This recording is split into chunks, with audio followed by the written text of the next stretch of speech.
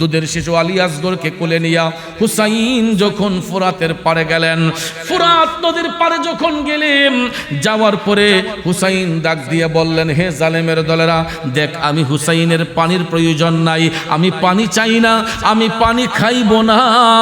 আমার কলিজার টুকরা আলী আসগর পানির জন্য হাহাকার করতেছে, তোদের হাতে করে একটু পানি আমার জাদুর মুখে দে। এজিদ বাহিনীরা ডাক দিয়া কয়, হুসাইন, কুকুর বিড়াল পানি খেতে পারবে, পশু পাখি কীট পতঙ্গ ফুরাতের পানি ব্যবহার করতে পারবে, কিন্তু তোমাদের জন্য পানির রাস্তা বন্ধ। সরকার নির্দেশ দিয়েছে তোমাদেরকে পানি দেওয়া যাবে না, কুকুর বিড়াল পশু পাখি কীট পতঙ্গ ফুরাত নদীর পানি খাইতে পারবে, আহলে বায়াতের সদস্যদের জন্য পানি নাই। নাউজুবিল্লাহ কইতেন না? বন্ধুরা, বাবাজিরা, হুসাইন এই কথা শোনার পরে বাচ্চার মুখের দিকে তাকাইয়া দেখতেছেন আলী আসগরের ছেব্বা বের হচ্ছে, জীবনটা সংকটময় অবস্থা। চিন্তা করলেন, বাবা বাইচা থাকতে বাচ্চার মুখে কেমনে পানি না দেয়। আলী আসগরকে ফুরাতের পারে একটু শোয়াইয়া হুসাইন বীর বিক্রমে একটা আক্রমণ নিয়ে ফুরাত নদীতে ঝাঁপ দিলেন।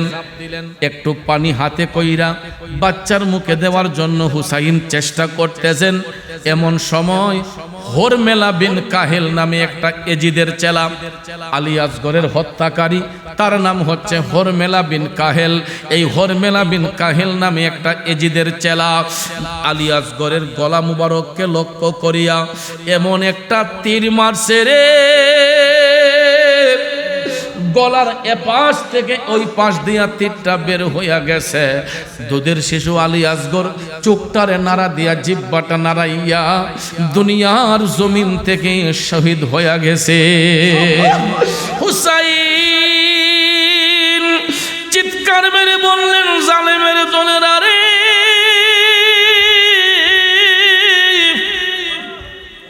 কি করলি রে?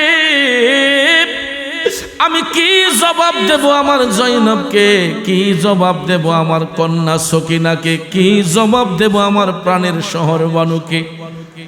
সন্তানের মৃতদেহ শহীদ আলী আসগরের দেহ মোবারক কোলে নিয়ে হুসাইন তাঁবুর কাছে আসলেন। সবাই তো মনে করেছে হয়তো বাবা নিয়ে বাচ্চাকে পানি পান করাইছে, হুসাইন কথা বলেন না। আলী আসগরের দেহ নিয়ে হুসাইন যখন আসলেন, তাঁবুর অভ্যন্তরে আসার ফলে সবাই ডাক দিয়া বলতেছে, শহর বারু ডাক দিয়া কয়, আমার জাদুর মুখে পানি দিছেন নে। জাইনাব ডাক দিয়া বলেন, ভাইজান আমার ভাইফুতের মুখে পানি দিছেন নে। কন্যা সকিনা ডাক দিয়া কয়, আব্বা আমার ভাইয়ের মুখে পানি দিছেন নে। হুসাইন ডাক দিয়া কয়, শহর বানুরে, ও বোন জয়নব, ও সকিনা, তোমরা টেনশন করো না, আমার আলী আসগর আর কোনোদিন দুনিয়ার পানি চাইব না। আমার আলী আসগর আর কোনোদিন দুনিয়ার পানি খাইবে না। আমার আলী আসগর এখন থেকে আমার নানা জান রাহমাতাল লিল আলামিন নবীর কাছে যাইয়া কাউসারের পানি পান করবে। এই বলে হুসাইন সন্তান আলী আসগরের শহীদ দেখা, শাহাদাতের দৃশ্য দেখার পরে হুসাইন এই 9 মুহররমের রাতে, 8 মুহররমে আলী আসগর শাহাদাত বরণ করেছেন। এই 8 মুহররম দিবাগত রাত, 9 মুহররমের রাতে ইমাম হুসাইন তাঁবুর ভিতরে সবাইকে ডাকলেন পরামর্শ করার জন্য, বৈঠক করার জন্য। এই 9 মুহররমে হুসাইন সবাইকে বললেন, দেখো এদের কাছে দুধের বাচ্চা পর্যন্ত নিরাপদ নয়, তাই না আমরা কেমনে নিরাপদ থাকবো? হুসাইন বক্তব্য দিলেন, তোমরা একটা কাজ করো, যেহেতু আমাদের কাফেলাতে আরো মহিলাও আছে, তাদেরকে সেফটি দিতে হবে। ওই জালেম এজিদের দলেরা, এরা আমি হুসাইনের রক্ত পিপাসু, এরা আমাকেই চায়, কাজেই তোমরা সবাই মক্কার পানে চলে যাও, আমি একা তাদের মোকাবেলা করব। তখন আহলে বায়াতের পরিবারের পুরুষ সদস্য ছিলেন 72 জন। কয়জন? 72 জন সদস্য এক বাক্যে বললেন, হুজুর আপনি এটা কি বললেন? এই সংকটময় অবস্থায় আমরা আপনাকে যদি ফেলে যাই, হাসরের মাঠে আমরা নবীর কাছে কি জবাব দেব? দয়াল নবী তো আমাদেরকে দোষারোপ করবেন যে আমার নাতিকে একা রেখে তোমরা কেন চলে গেলা। এটা কখনো সম্ভব হবে না। আপনি যতই বলেন আমরা আপনাকে ছেড়ে কোথাও যাব না। তখন হুসাইন বললেন, তাইলে 9 মুহররমের দিনে সবাই ময়দানে কারবালায় প্রস্তুত হতে হবে। যেখানে দুধের শিশু আলী আসগর নিরাপদ নয়, আমরা আর চুপ বসে থাকলে হবে না। সবাই ঢাল তলোয়ার হাতের মধ্যে নিয়ে ময়দানে কারবালায় উপস্থিত হয়ে যাও। এই 9 মুহররমের দিনে ইমাম হুসাইন দুলদুল গোড়ার মধ্যে বসিয়া 72 জন সদস্য নিয়া ময়দানে কারবালার মধ্যে উপস্থিত। আল্লাহু আকবার বলেন। একদিকে ছিল ইয়াজিদের দল, অন্যদিকে ছিল রাসূলের দল। একদিকে ছিল ইয়াজিদের দল, অন্যদিকে ছিল রাসূলের দল। মারহাবা মারহাবা বলে সবাই ইয়াজিদের উপরে হামলা চালায়। কারবালার ওই প্রান্তরে শহীদ হয়েছেন সপরিবারে, তাদের লাগি কারবালা তাই আজ অবধি ক্রন্দন করে। ঠিক না বেঠে? 72 জন হুসাইন সদস্য, 22,000-এরও বেশি এজিদের সৈন্য। কয় হাজার? বাতিলের পক্ষে কয় হাজার? আর ইমানের পক্ষে কয়জন? 72 জনকে যদি 22,000 লোকে ঘেরাও করে, এরা শরীরের হাড্ডি মাংস থাকার কথা নেই। হ্যাঁ, কোথায় 22,000 আর কোথায় 72 জন?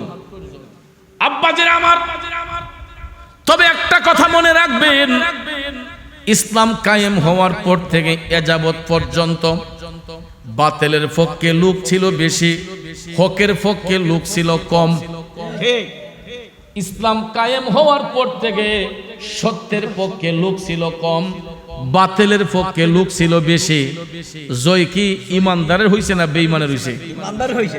তাহলে ইমানের পক্ষে লোক কম হলেও আমার আল্লাহ জয় দান করবে ইমানদারকে। কথা বলেন ঠিক কিনা? আপনি বদরের যুদ্ধ বলেন, উহুদের যুদ্ধ বলেন, খাইবারের যুদ্ধ বলেন, খন্দকের যুদ্ধ বলেন, সিফিনের যুদ্ধ বলেন, আপনার হুনাইনের যুদ্ধ বলেন, যতটা যুদ্ধ, কারবালার যুদ্ধ বলেন, প্রত্যেকটা যুদ্ধের ময়দানে নবীর পক্ষে লোক কম ছিল, বাতিলের পক্ষে লোক বেশি ছিল, কিন্তু জয় হয়েছে নবীর পক্ষের লোকের। ঠিক কিনা বলেন? হ্যাঁ, নবীর প্রেমিকেরা গভীর মনোযোগ। দয়াল নবীর সৈনিকরা যখন ময়দানে দাঁড়িয়ে গেল, হুসাইন বললেন, কেউ কখনো পিছপা হবে না, সামনের দিকে অগ্রসর হয়ে তরবারি চালাইবা। দেখা যায় বৃষ্টির মতো তীর আসতেছে, কিন্তু 72 জন সদস্যরা এরা যখন তরবারি ঘুরাইতেছে, হাজার হাজার এজিদ বাহিনীকে মুহূর্তের মধ্যে 9 মুহররমের দিনে এরা কারবালার ময়দানে কচুর মতো কাইটা দিছে। আল্লাহু আকবার। যুবক ভাইয়ের আমার, লম্বা চড়া কথা বলে মনোযোগ নষ্ট করব না। বাবাজিরা আমার, আল্লাহ রাব্বুল আলামিন সূরাতুল আহজাবের 33 নম্বর আয়াতে পাকে ঘোষণা করছেন, বিসমিল্লাহির রহমানির রহিম।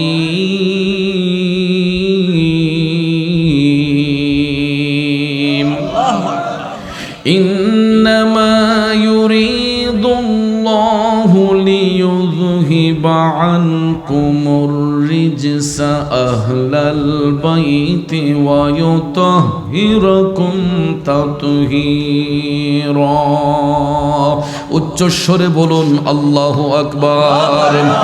আল্লাহ রাব্বুল আলামিন বলেন, হে আহলে বায়াত, নিশ্চয়ই আল্লাহ তাআলা চান তোমাদেরকে সমস্ত পাপ রাশি থেকে মুক্ত রাখতে এবং সম্পূর্ণরূপে পুত পবিত্র রাখতে। জোরে বলুন, ইচ্ছে কার? আরো জোরে বলেন, কার? এই হলো আয়াতে পাকের সরল তর্জমা। এই আয়াতে পাকের বিস্তারিত বর্ণনার দিকে নজর করে বাবাজিরা আমার, এই আয়াতে পাকের তাফসির করতে যাইয়া জগৎ বিখ্যাত তাফসির রুহুল বায়ান প্রথমে এই আয়াতে পাকের শানে নুজুল বর্ণনা করেছে। এই আয়াতে পাকের শানে নুজুল বর্ণনা করলে পাওয়া যায়, যখন এই পবিত্র আয়াতে পাক অবতীর্ণ করা হয়, দয়াল নবী তখন উপস্থিত ছিলেন আম্মাজান উম্মে সালমা রাদিয়াল্লাহু তাআলা আনহার হুজরা শরীফের মধ্যে। নবীনগরের বাবাজিরা, নবীজির 11 জন বিবি ছিলেন। কয়জন? যাদেরকে বলা হয় উম্মাহাতুল মুমিনিন, যারা হচ্ছে মুমিনদের মা, এই 11 জনের মধ্যে একজন হলেন আম্মাজান উম্মে সালমা রাদিয়াল্লাহু তাআলা আনহা। আল্লাহর হাবিব আম্মাজান উম্মে সালমা রাদিয়াল্লাহু তাআলা আনহার হুজরা শরীফের মধ্যে অবস্থান করেছিলেন। তখন তিনি নিজে বলতেছেন, আমি লক্ষ্য করেছি ওই মুহূর্তে আমার ঘরের মধ্যে রাসূল সহ 7 জন উপস্থিত ছিলেন। কয়জন? আম্মাজান উম্মে সালমা রাদিয়াল্লাহু তাআলা আনহা বলেন, একজন হলেন রাহমাতাল লিল আলামিন, আরেকজন হলেন ফেরেশতা জিবরাইল আলাইহিস সালাম, আরেকজন হযরতে মিকাইল আলাইহিস সালাম। এরপরে যিনি ছিলেন মুশকিল কুশা শেরে খোদা হযরতে মাওলানা আলী রাদিয়াল্লাহু তাআলা আনহু। এরপরে যিনি ছিলেন হযরতে আম্মাজান খাতুনে জান্নাত মা ফাতেমাতুজ জাহরা রাদিয়াল্লাহু তাআলা আনহা। এরপরে ছিলেন হযরতে ইমামে মকাম হাসান রাদিয়াল্লাহু তাআলা আনহু। এরপরে যিনি ছিলেন হযরতে ইমাম হুসাইন রাদিয়াল্লাহু তাআলা আনহু। এই 7 জন তখন উপস্থিত ছিলেন যখন এই আয়াতে পাক অবতীর্ণ করা হয়। আম্মাজান উম্মে সালমা রাদিয়াল্লাহু তাআলা আনহা দয়াল নবীর কদম মোবারকে আরজ করলেন, নবী গো, ইয়া রাসূলুল্লাহ, আমি কি আপনার আহলে বায়াতের অন্তর্ভুক্ত?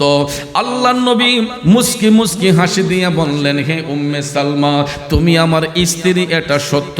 আল্লাহ তোমাকে জান্নাতের শুভ সংবাদ দিয়েছেন, এটাও সত্য। কিন্তু উম্মে সালমা, তুমি আমার আহলে বায়াতের অন্তর্ভুক্ত নও। সুবহানাল্লাহ কোন একটু ভাবার বিষয়, যিনি নবীজির সাথে সংসার জীবন করলেন, অথচ দয়াল নবী বললেন, উম্মে সালমা, তুমি আমার স্ত্রী, এটা সত্য। আল্লাহ তোমাকে জান্নাতের শুভ সংবাদ দিয়েছে, তাও সত্য। কিন্তু আমার আহলে বায়াত ভিন্ন। এই কথা শোনার সঙ্গে সঙ্গে আম্মাজান উম্মে সালমা রাদিয়াল্লাহু তাআলা আনহা দয়াল নবীকে ডাক দিয়া বললেন, নবী গো, তাইলে কারা আপনার আহলে বায়াত?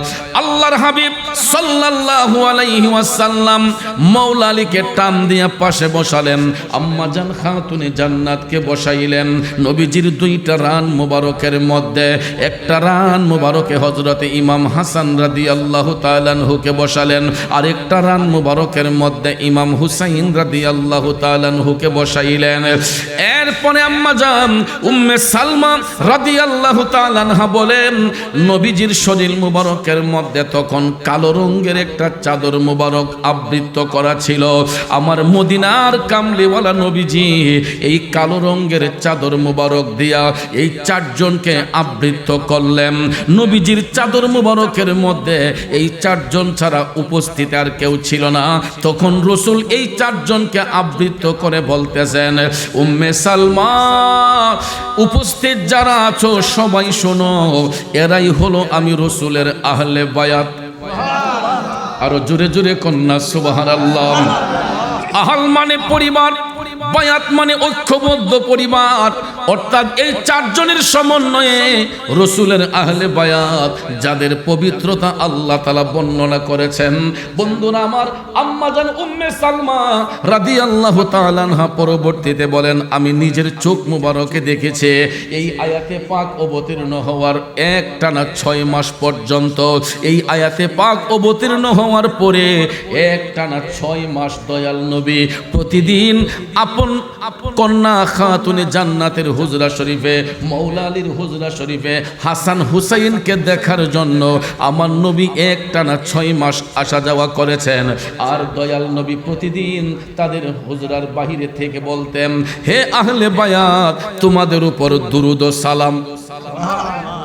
এখানে একটু ভাইবা দেখেন, স্বয়ং রাব্বুল আলামিন নবীজির উপর দুরুদ বেজেন, আল্লাহর ফেরেশতাগণ নবীর উপর দুরুদ বেজেন। আমার আল্লাহ আদেশ করেছেন, ইয়া আইয়ুহাল্লাযীনা আমানু, হে আমার ঈমানদারের দলেরা, সাল্লু আলাইহি, তোমরা আমার হাবিবের উপর পাঠ করো, ওয়াসাল্লিমু তাসলিমা, অসংখ্য দুরুদ আর সালাম। অর্থাৎ আল্লাহ নবীর উপর দুরুদ বেজে, আল্লাহর ফেরেশতাগণ নবীর দুরুদ পড়ে, আল্লাহ ঈমানদারদেরকে নবীর দুরুদ সালাম পড়ার জন্য আদেশ করেছেন।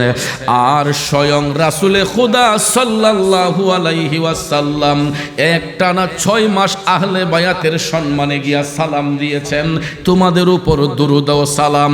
তাইলে বলুন, আহলে বায়াত কি সাধারণ কোনো নাম? সাধারণ কোনো নাম?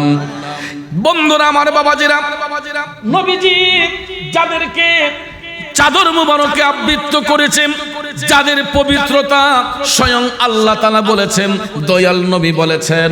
এরপরে এখানেই শেষ নয়, খাতুনে জান্নাত রাদিয়াল্লাহু তাআলা আনহা বলেছেন, আমার কলিজার টুকরা হাসান হুসাইনকে দেখার জন্য দয়াল নবী প্রতিদিন একবার আমার হুজরাতে আসতেন। বন্ধু, এখানে যারা উপস্থিত মুরব্বী বাবারা, আপনারা যারা মেয়ের ঘরের নাতি দেখেছেন, একজন নানার কাছে নাতির আদর কতটুকু একমাত্র নানারাই বুঝতে পারে। ঠিক না ঠিক? আমি লক্ষ্য করেছি, নাতিরা যখন নানার বাড়ি বেড়াতে আসে, নাতিরা যখন নানার বাড়ি বেড়াতে আসে, আমি নিজের চোখে দেখেছি কত নানা নাতিদেরকে কান্দে লইয়া বাজারে যাইয়া চকলেট কিনে, সানাসুর কিনে। কেউ যদি জিজ্ঞেস করে কেউ তোমার কান দেখে, নানাটা তখন বুক বইরা আশা নিয়া অন্তরের ভালোবাসা দিয়া কয়, এটা আমার মেয়ের ঘরে নাতি। দেখবেন নানার কোলে নাতি যখন থাকে, ওই নানা নাতিদের গালে মুখে চুম্বন দেয়। কথা বলেন ঠিক কিনা?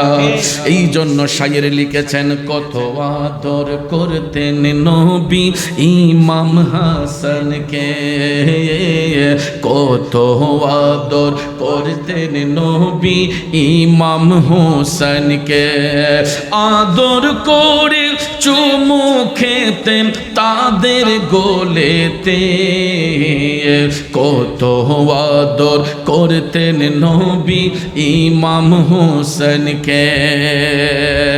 আমার যুবক বন্ধুরা, ও মুরব্বী বাবাজিরা, নবীজি প্রতিদিন হাসান হুসাইনকে দেখার জন্য খাতুনে জান্নাতের হুজরাতে যাইতেন। হঠাৎ একদিন দয়াল নবী বললেন, আমি রসুলের 2টা চোখ মুবারক, আমার একটা চোখের মণি আমার হাসান, আর একটা চোখের মণি আমার হুসাইন। এই জন্য আলা হযরত ইশকে মোহাম্মত হাদায়াকে বখশিশের মধ্যে চমৎকার ভাষায় তিনি একটা ছন্দ লিখেছেন, तेरी नस्ले पाक में है बच्चा बच्चा नूर का, तेरी नस्ले पाक में है बच्चा बच्चा नूर का, तू है आईने नूर तेरा, तू है आईने नूर तेरा, सब घराना नूर का, सुबह तैयबा में हुई बटता है बारा नूर का। চিৎকার মেরে বলুন না আল্লাহু আকবার।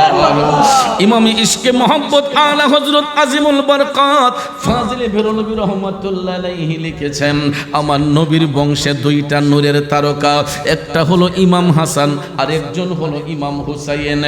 যারা হাসান হুসাইনের চোখ দিয়া তাকাইলো, তারা যেই দিকে তাকাইলো যেন নূর মুবারক দেখলো। আমার যুবক বন্ধুরা, দয়াল নবী তাদেরকে 2 চোখের মণি বলতেন। আর রসুল বলতেন, যারা আমার আহলে বায়াতকে ভালোবাসলো তারা যেন আমি রসুলকে ভালোবাসলো, যারা আমার আহলে বায়াতের সাথে বিরোধিতা করলো তারা আমি নবীর সাথে বিরোধিতা করলো। তাইলে আপনারা বলুন, নবীর কথা সত্য না মিথ্যা? সত্য। এ বন্ধু, এইরকম ভাবে প্রতিদিন আমার নবী একটা একটা বাণী প্রচার করতেন। হঠাৎ একদিন খাতুনে জান্নাতের হুজরা শরীফের মধ্যে যাইয়া আমার নবী দেখতে পান হাসান হুসাইন হুজরা শরীফের ভিতরে নাই। এমন সময় ডাক দিয়া রাসূল বললেন, ফাতেমা গো, হাসান হুসাইনকে ডাক দাও। খাতুনে জান্নাত যখন ডাক দিলেন হাসান হুসাইন, ডাক দেওয়ার সাথে সাথে লাব্বাইক ইয়া রাসূলুল্লাহ বলে হাসান হুসাইন নবীজির কদম মোবারকে আয়েশা হাজির হইয়া গেছে।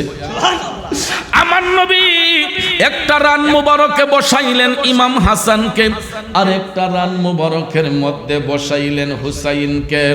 একটা চুম্বন আমার নবী দিচ্ছেন হাসানের গালে, আর একটা চুম্বন রাসূল দেন ইমাম হুসাইনের গালে।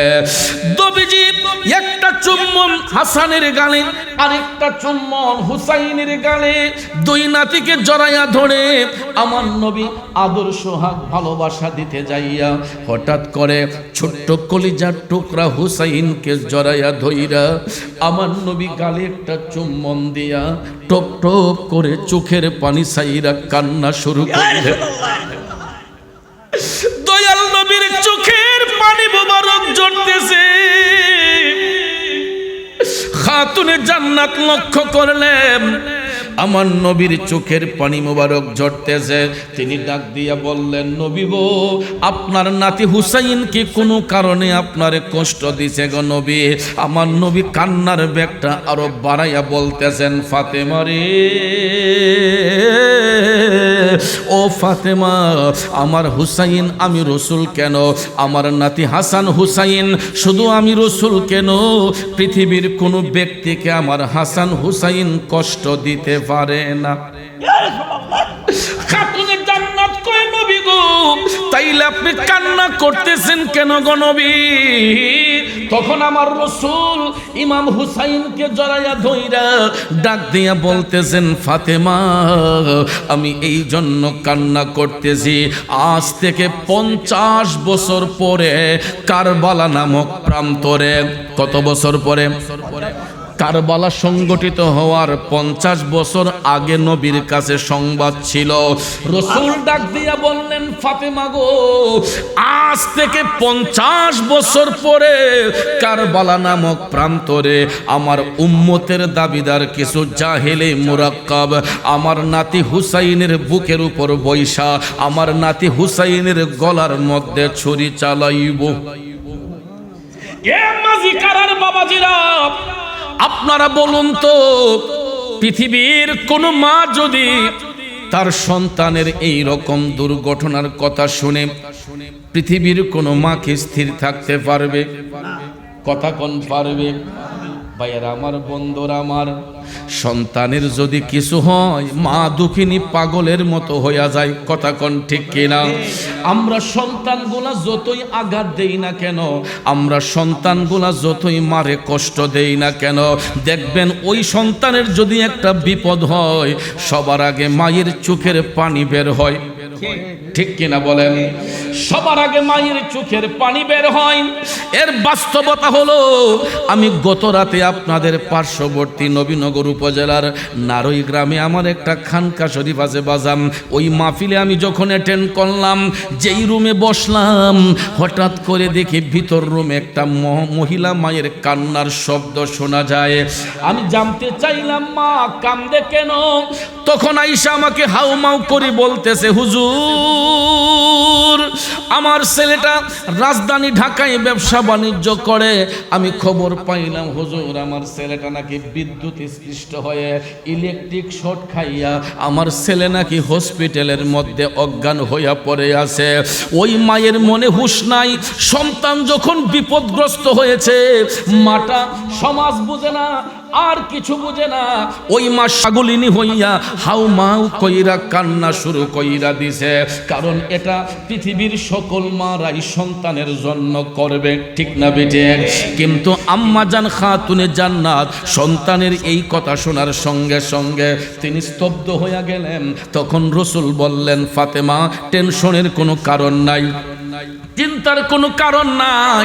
আমার হুসাইন টাকা পয়সার জন্য শহীদ হবে না, অট্ট করি পাহাড় করার জন্য শহীদ হবে না। ফাতেমা রে, আমার হুসাইন আমি নবীর সত্য আদর্শকে অটল রাখার জন্য, রেসালতকে উড্ডীন রাখার জন্য আমার হুসাইন বাতিলের কাছে মাথা নত করবে না। রেসালতের আদর্শকে উড্ডীন করার জন্য আমার হুসাইন কারবালার মধ্যে শহীদ হইব।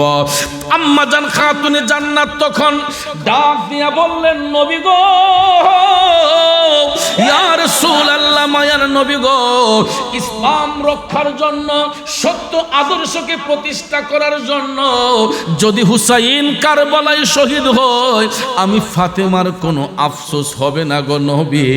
কারণ হাসরের ময়দানে তো আমি ফাতেমা মওলা পাকের দরবারে গর্ব করে বলতে পারবো, ইসলাম রক্ষার জন্য, রেসালত প্রতিষ্ঠার জন্য আমার কলিজার টুকরা মানিক রতন হুসাইন শহীদ হয়েছে, আমার কোনো আফসোস নাই গো নবী।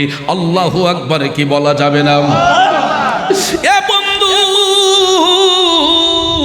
তাইলে চিন্তা করেন, কারবালা সংগঠিত হওয়ার 50 বছর আগে আমার নবীর কাছে সংবাদ ছিল। আমাদের দেশের মধ্যে কিছু ঘুমটা মৌলবী সাহেব আছে, এরা কয় রসুল যদি গায়েব জানেন তাইলে কারবালায় হুসাইন শহীদ হইব, নবী ফিরাইলেন না কেন? নাউজুবিল্লাহ। আরে মূর্খ বিয়াদবের দলেরা, আমার নবীর তো ইমানের দাবি ছিল এটা। কারণ যদি কারবালায় হুসাইন শহীদ না হতেন, আজকে কি আমরা রেড সুন্নি মুসলমান হইতাম? আজকে কি আমরা হুসাইন আদর্শ পাইতাম? এ বন্ধুরা আমার, বাবাজিরা, গভীর মনোযোগ, মনোযোগ। ইমাম হুসাইন কারবালায় শহীদ হওয়ার ফলে আজকে আমরা সত্য ইসলাম পেয়েছে। আজকে দেখবেন ওই এজিদের বংশধররা, এরা এখন পর্যন্ত দুনিয়াতে আছে। আপনারা বলেন তো আব্বা, হুসাইনি আদর্শের কোন মানুষ কোন আল্লাহর ওলির মাজারের ইট খুলছে? কোন আল্লাহর ওলির মাজারে গিয়া বোমা মারছে? তাহলে মারল কারা? এজিদের উত্তরসূরি যারা, যাদের অন্তরে ঈমান নাই, যাদের অন্তরে তাকওয়া নাই, এদের উপরে মধুর লেভেল, ভিতরে বিষ। কথা কোন ঠিক না বেজি? উপরে মধুর লেভেল, ভিতরে বিষ। ভাইয়ার আমার, বন্ধুরা আমার, এই যে দেখেন একটা পানির বোতল, লেবেলটা তো সুন্দর, এটা একটা দামি ব্র্যান্ড, মাম পানি। কথা কোন ঠিক কিনা? এখন এই আসল পানিটা খইলা আমি কেমিক্যাল মিশ্রিত কইরা ধবধবে সাদা একটা পানি যদি বিষ মিশাইয়া এটার ভিতর রাখি, আপনারা তো আলগা থেকে মনে করবেন যে না, এটা মাম পানির বোতল। আমি তো এটা লেবেল তো ঠিক রাখছি, ভিতরে বিষ দিয়া দিছি। হ্যাঁ, তাইলে যদি ভিতরে বিষ থাকে, লেবেলটা সুন্দর হয়, এই পানিটা পান করলে বাজান আমার আপনার লাভ হবে নাকি লস হবে? আমরা কি বাঁচবো নাকি মরব? ঠিক তদ্রুপ ভাবে আমাদের দেশের মধ্যে ঘুমটা মৌলবীর অভাব নাই। দেখবেন উপরে সুন্দর, দেখলে মনে হবে আল্লাহ মনে হয় আসমানের ফেরেশতা এই মাত্র পাঠাইছে, কিন্তু ওই লেবাস দিয়া কোনো কাজ হবে না। কারণ আব্বা, আমরা সোশ্যাল মিডিয়াতে দেখেছি, টেলিভিশন মিডিয়াতে দেখেছি, যারা আল্লাহর ওলিদের মাজার শরীফের ইট খুলেছে, যারা আল্লাহর ওলিদের মাজারে হামলা করেছে, এদের মাথার মধ্যে পাগড়ি, মুখের মধ্যে দাড়ি, পরনে লম্বা লম্বা জুব্বা। ঠিক না বেঠি? আমার নবী শিক্ষা নাই, আমার নবীর আদর্শের মধ্যে এই শিক্ষা নাই। কারণ দয়াল নবী যে উম্মতকে এই শিক্ষা দেন নাই, আমার নবী উম্মতকে সবর এবং ধৈর্যের শিক্ষা দিয়েছেন। কারবালায় হুসাইন শহীদ হবেন, আল্লাহর নবী দোয়া করেছেন, আল্লাহুম্মা আতিল হুসাইনা সবরা ওয়া আজরা। আল্লাহ, আমার হুসাইনকে তুমি সবর এবং ধৈর্য দান করো। বন্ধুরা আমার, বাবাজিরা, কিন্তু আজকে দেখা যায় উপরে মধুর লেবেল দিয়া, দাড়ি টুপি জুব্বা কোর্তা লাগাইয়া ওলি আল্লাহর মাজার শরীফে হামলা চলছে। আল্লাহর ওলিদের মাজারের দান বাক্সগুলা চুরি করা হচ্ছে, ইটপাটকলগুলা খুলে ফেলা হচ্ছে। বন্ধুরা আমার, বাবাজিরা, শেষ পর্যন্ত আমাদের দেশের একটা শ্রেণীর লোক এখন দেখা যায় ওলি আল্লাহর মাজার দেখতে পারে না, কিন্তু দান বাক্সের টাকাগুলার প্রতি এখন লোভ চইলা গেছে। ঠিক নিও বাজা? ওমা, মাজারের ইট ভাঙ্গে, মাজার ভেঙ্গে ফেলে, খাদেমদেরকে পিটাইয়ে বের করে, তাইলে টাকার প্রতি লোভ কেন? আশেক প্রেমিকরা নজরানা দিচ্ছে আল্লাহর ওলির দরবারে, দেখতেছেন টাকা বেশি হয়ে গেছে, এখন ইডারে নিয়ে ভাগ বাটোরা শুরু হয়েছে। এটা কেমন ধরনের মুসলমান? বন্ধুরা আমার, ওই মুসলমানদের উৎপত্তি হইল ওই কারবালার ময়দান থেকে। কারণ যারা ইমাম হুসাইনের গলা মুবারকের মধ্যে ছুরি চালাইছে এরা কোনো হিন্দু নয়, বৌদ্ধ নয়, খ্রিস্টান নয়, ইহুদি নয়, নাসারা নয়, এরা ছিল দাড়িওয়ালা, টুপিওয়ালা, জুব্বাওয়ালা, কুর্তাওয়ালা। এদের মধ্যে আলেম ছিল, হাফেজ ছিল, মুফতি ছিল, কারি ছিল, সব কিছু ছিল। একটা জিনিস ছিল না গো বাজাম, ওই জিনিসটার নাম হইছে ঈমান। নাম কি? বাবুর্চি রান্না করলেন, এত সুন্দর তরকারির ফ্লেভার বের হলো, সব ধরনের মশলা দেওয়া হইল, আলগা থেকে জিহ্বায় পানি চলে আসে, না জানি কত মজার তরকারি, কিন্তু একটা জিনিস দিতে বাবুর্চি ভুলে গেছে। জিনিসটার নাম কি? আব্বাজিরা আমার, হলুদ, মরিচ, ধনিয়া, গরম মশলা সব দেওয়া হইল, একটা জিনিস দেওয়া হইল না, জিনিসটার নাম হইল লবণ।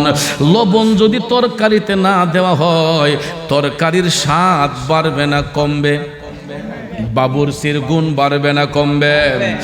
এ বন্ধুরা আমার, বাবাজিরা, নামাজ পড়লাম, রোজা রাখলাম, হজ করলাম, যাকাত দিলাম, দাড়ি, টুপি, জুব্বা, কুর্তা সব লাগাইলাম, ঈমান আমাদের মধ্যে নাই। নামাজ পড়তে পড়তে কপালে কালো দাগ ফালাইলাম। ঈমান ছাড়া এই সেজদার কোনো দাম আসেনি গো বাজান। এই ঠিক এইরকম ভাবে তরকারি ছাড়া, লবণ ছাড়া তরকারির যেমন কোনো স্বাদ হয় না, ঈমান ছাড়া আমলের কোনো গভীরতা হয় না। এই জন্য বাজান, যারা ইমাম হুসাইনের গলার মধ্যে ছুরি চালাইছিল এরা কিন্তু বেনামাজি ছিল না, এরাও নামাজ পড়েছে, রোজা রাখছে, এরাও কিন্তু আল্লাহকে সিজদা করছে, কিন্তু একটা জিনিস করে নাই, নবীর আদেশ মান্য করে নাই। তাইলে এখান থেকে স্পষ্ট বোঝা গেল, যারা নবীর আদর্শ মানবে, যারা রসুলকে মানবে, আহলে বায়াতকে যারা তাজিম করবে, এরাই হবে ইমানদার। আর আহলে বায়াতের সাথে যারা বিরোধিতা করবে এরাই হবে বেঈমান, এরাই হবে ফাসেক, এরাই হবে জাহান্নামী। ঠিক না বেঠে? বাবাজিরা আমার, বন্ধুরা আমার, অনেক লম্বা আলোচনা, কোন দিকে যাই কোন দিকে যাব, অনেক লম্বা ঘটনা। ইমাম হুসাইন রাদিয়াল্লাহু তাআলা আনহু রসুলের ভবিষ্যৎবাণী পাইয়া তিনি নিজেকে এমন ভাবে তৈয়ার করলেন, ছোট্ট হুসাইন ছোটবেলা থেকেই ওনার মধ্যে এই আশাটা বিরাজ করত যে আমার নানা জান যেহেতু বলেছেন কারবালায় আমি শহীদ হইব, তাইলে হয়তো সময় খুব নিকটে ঘনিয়ে আসতেছে। একটা দিন যায়, ইমাম হুসাইন শুধু অপেক্ষা করেন কোন সময় ময়দানে কারবালায় উপস্থিত হতে হবে। ইচ্ছে করে হুসাইন রক্তপাত করেন নাই, দয়াল নবী শুধু ভবিষ্যৎবাণী করেছেন, কিন্তু কারবালা সংগঠিত হবে, নবীর কথা বাস্তবে রূপান্তরিত হবে। এটা আস্তে আস্তে দিন যায়, রাত যায়, যাইতে যাইতে যাইতে যাইতে যাইতে 50 বছর কাছাকাছি যখন হয়ে গেছে, এমন সময় দেখা যায় ভাইয়েরা, ইমাম হুসাইনের চাচাতো ভাই ইমাম মুসলিম বিন আকেল যখন কুফাবাসীর চিঠি পাইয়া তিনি যখন কুফার মধ্যে গেলেন, ওই কুফাবাসী বেঈমান মুসলমানরা ইমাম মুসলিম বিন আকেলকে মায়া করলো, মোহব্বত করলো, তাজিম করলো, কিন্তু দেখা যায় ইবনে জিয়াদের ষড়যন্ত্রের শিকার হইয়া এরা ইমাম মুসলিম বিন আকেলের সাথে বিয়াদবি কইরা শেষ পর্যন্ত যারা ওনার কাছে বায়াত গ্রহণ করেছিল, এই মেয়া শুনেন, সব মুরিদ কিন্তু ইমানদার না। ফির সাহেবের কাছে মুরিদ হইলে ইমানদার হয় না, কিছু কিছু মুরিদ হইয়াও বেঈমান হয়ে যায়। এটা কুফাবাসীর থেকে আমরা শিখছি। কারণ ইমাম মুসলিম বিন আকেল যখন চিঠি পাইলেন, হুসাইন ওনাকে পাঠালেন কুফার মধ্যে যে এরা আমাদেরকে এত ভালোবাসে, এত মোহব্বত করে, ইমাম মুসলিম বিন আকেল ভাই তুমি যাও, তোমাকে আমি এজাজত দিলাম, খেলাফত দিলাম, গিয়ে দেখো সেখানকার অবস্থা কি। ইমাম মুসলিম বিন আকেল যখন কুফাতে গেলেন, ওনাকে মুখতার বিন উবাইদুল্লাহ সাকফি নামে একজন কুফাবাসী মুসলমান আসলেন রিসিভ করার জন্য। এরপরে দেখা যায় ওনার কাছে চিঠি দেখা সবাই বায়াত হওয়া শুরু করছে। হইতে হইতে হইতে কয়েক দিনের মধ্যে 40,000 লোক বায়াত হয়েছে। কয় হাজার? ওনাকে দেখা নবীর আওলাদ যাই না, 40,000 কুফার মুসলমান বায়াত হয়ে গেছে। ইমাম মুসলিম বিন আকেল খুশি না বেজার? ইমাম মুসলিম বিন আকেল তো খুশি হইয়া যে আমার ভাইজান হুসাইন যদি জানতে পারেন যে কুফার মুসলমানরা আমাদেরকে এত ভালোবাসে, ভাইজান আমার চিঠি পাইলে আর দেরি করবেন না। উনি সঙ্গে সঙ্গে চিঠি লিখলেন যে ভাইজান কুফাবাসী মুসলমানরা আমাদেরকে অত্যধিক ভালোবাসে, আপনি আসলে দেখবেন এরা যে কতটুক আন্তরিকতা আমাদের প্রতি। তখন উনি চিঠি লিখলেন। একদিকে চিঠি চলে গেছে হুসাইন বরাবর, অপর দিকে দেখা যায় ইবনে জিয়াদ চিন্তা করলো এতগুলা মানুষকে তো ট্রাগল দেওয়া খুব কষ্ট হয়ে যাবে। সে ওই কুফার যে বড় বড় সর্দার ছিল, এই সর্দারদেরকে দাওয়াত কইরা নিয়া এরারে পেট ভরে খাওয়াইছে। খাওয়াইয়া সাইরা এরারে ঘরের ছাদে নিয়ে উঠাইয়া এদের বুকের মধ্যে তীর ধইরা রাখছে। কয় দেখেন খাইছেন ভালো কথা, এখন যদি একটু নড়েন আপনাদের প্রত্যেককে কলিজা ঝাঁঝরা করে দেব তীর মেরে। আমার সৈন্যরা চতুর্দিকে আপনাদেরকে ঘিরে ফেলছে। কয় কেন? কয় আপনাদের সন্তানদেরকে বলেন, এরা তো খবর পাইবে আপনাদের, পাওয়ার পরে পরেই এরা কিন্তু চলে আসবে আপনাদেরকে নিয়ে যাওয়ার জন্য। যদি এরা ইমাম মুসলিম বিন আকেলকে সাইরা না যায় তাইলে আমরা আপনাদেরকে মেরে ফেলবো। ওই কুফার বেঈমান মুসলমানরা এখান থেকেই তাদের ইমানটা দুর্বল করে ফেলছে। এরা বলতেছে ঠিক আছে আমাদেরকে মাইরেন না, আমাদের ছেলে ফেলেরে বলবো এরা যেন ইমাম মুসলিম বিন আকেলকে ছেড়ে চলে যায়। সত্যি সত্যি ভাইয়ের আমার, ইমাম মুসলিম বিন আকেল 40,000 লোক নিয়ে যখন ইবনে জিয়াদের গভর্নর ভবনটা ইসা ঘিরে ফেললেন, এমন সময় দেখা যায় সর্দারদেরকে উপরে তীর ধরে রাখছে। কয় তোমরা এই মুহূর্তে তোমাদের হাতের অস্ত্র ফেলে দিয়া ইমাম মুসলিম বিন আকেলকে ছাইরা তোমরা চলে যাও যদি আমাদেরকে বাঁচাতে চাও। এই কথা শোনার সঙ্গে সঙ্গে দেখা যায় যারা পিসাবকে তো তাজিম করত, সম্মান করত, এদের মুরব্বীর কথা শুই না এরা হাতের অস্ত্র ফেলে দিয়া 2 জন 4 জন 5 জন করে এরা বিদায় হতে লাগলো। যাইতে যাইতে যাইতে দেখা যায় 39,500 লোক ইমাম মুসলিম বিন আকেলকে ছেড়ে চলে গেছে। আর আছে কয়জন? কয়শো? 500 জন। 40,000 লোকের মধ্যে 39.5 গেলে কত থাকে? 500 জন ব্যক্তি রয়েছে। এরাও দেখেন কেমন বেঈমান। মাগরিবের আজান হয়েছে, ইমাম মুসলিম বিন আকেল মাগরিবের আজানের ধ্বনি শুইনা তিনি ইমামতির মুসল্লায় দাঁড়াইলেন। মাগরিবের নামাজ কয় রাকাত? ফরজ কয় রাকাত? 3 রাকাত ফরজ নামাজে দাঁড়াইয়া ইমাম মুসলিম বিন আকেল যখন ইমামতি করতেছেন, 3 রাকাত নামাজ পড়া ইমাম মুসলিম বিন আকেল যখন সালামটা ফিরাইলেন, পিছন ফিরে তাকাইয়া দেখে গো 500 মুসল্লি থেকে আর একটা মুসল্লিও ওনার পিছনের মধ্যে নাই। এখন চিন্তা করেন এরা কেমন বেঈমান, এরা কেমন নামাজি। ফরজ নামাজের নিয়ত করে দাঁড়াইয়া ফরজ ছেড়ে চলে যায়। এরা মুমিন না মুনাফিক? জামাতের সহিত নামাজে দাঁড়াইলো, ইমাম মুসলিম 3 রাকাত নামাজ পড়ে সালাম ফিরাইলেন, পিছনে তাকাইয়া দেখে একজন মুসল্লিও নাই। এখন তিনি অসহায় হয়ে গেলেন, একা একা তিনি কি করবেন মনে মনে ভাবতেছেন। আমার ভাই ইমাম হুসাইন হয়তো চিঠি পাইয়া অর্ধেক রাস্তা হয়তো আইসা পড়ছে, কিন্তু এরা তো আমার সাথে বেঈমানি করে ফেলেছে। তিনি টেনশনে পড়ে গেলেন। এরপরে মাগরিবের নামাজ পড়া তিনি মুরিদদের বাড়িতে যান। ওই যেই মুরিদের ঘরে যান, এরা ভিতর থেকে দরজাটা ঠাস কইরা বন্ধ করে দেয়। নাউজুবিল্লাহ কোন। যেই মুরিদরা ওনাকে এত তাজিম করত, ভালোবাসতো, এখন দেখা যায় ইমাম মুসলিম যেই ঘরে যান ভিতর থেকে দরজাটা ঠাস করে বন্ধ করে দেয়। একটা ঘরের দরজাও খোলা না। ইমাম মুসলিম বিন আকেল একটু সামনে গেলেন, যাইয়া দেখতেছেন একটা ঘরের দরজা একটু ফাঁকা, মিটমিট করে ঘরের মধ্যে আলো জ্বলতেছে। হঠাৎ করে তিনি ওই ঘরের পাশে যাইয়া দেখলেন ভিতরে একজন বৃদ্ধা মহিলা মা দাঁড়িয়ে আছেন। তখন তিনি দরজায় নক করলেন, মা।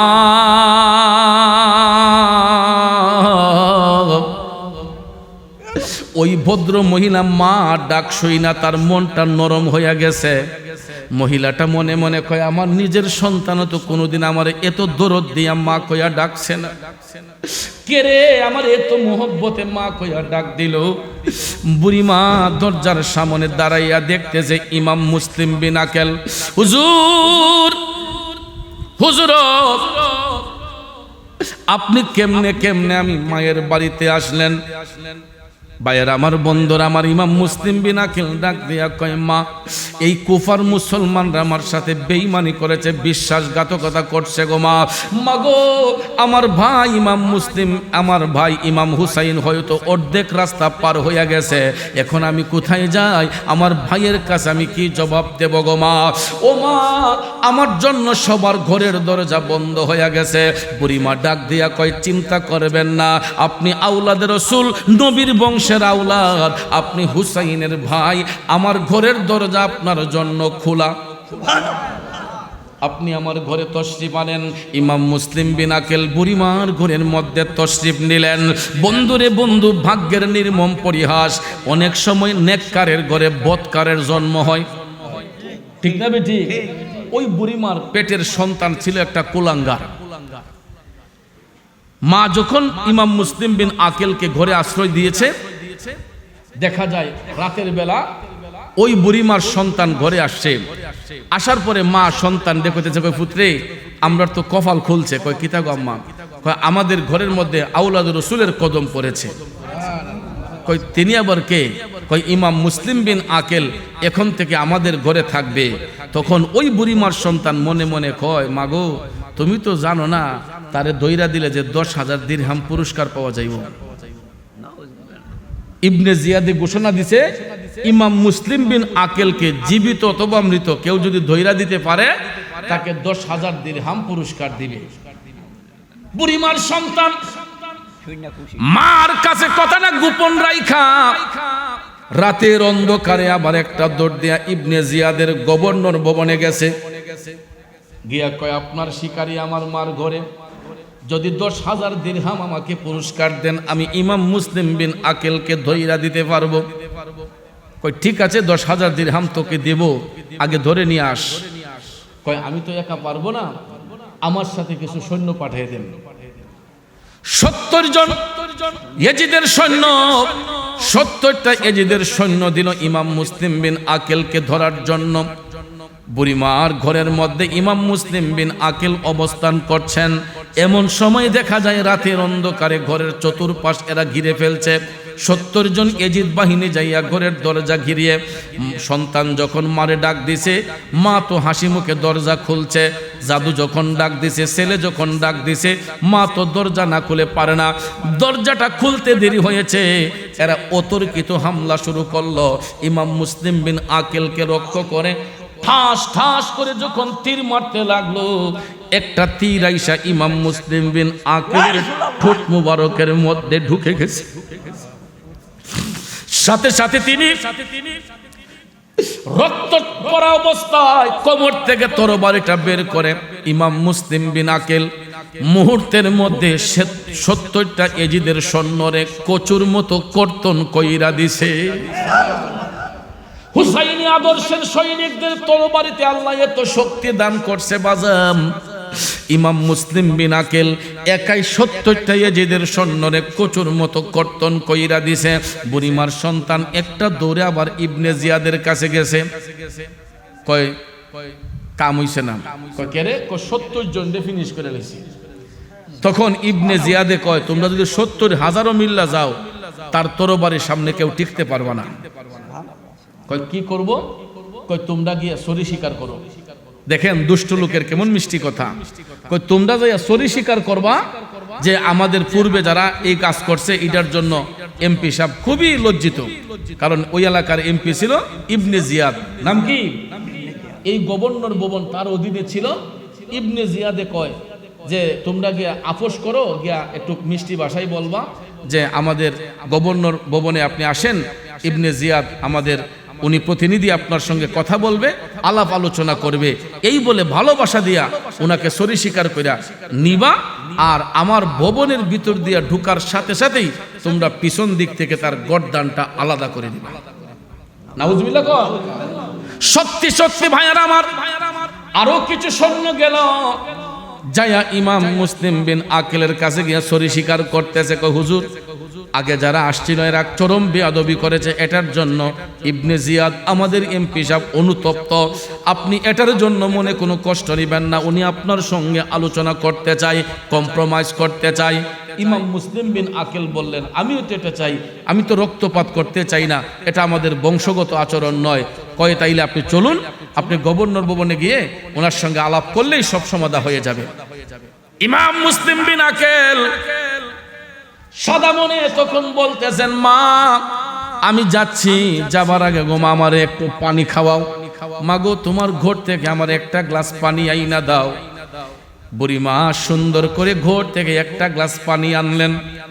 ইমাম মুসলিম বিন আকেল পানির গ্লাসটা হাতের মধ্যে নিয়ে যখন মুখের কাছে নিলেন, পানিটা মুখে দিবেন, এমন সময় দেখা যায় ঠোঁট থেকে রক্তের ফোঁটাটা ঠাস করে পানির মধ্যে পইরা গ্লাস ভর্তি পানিটা রক্তে লাল হইয়া গেছে।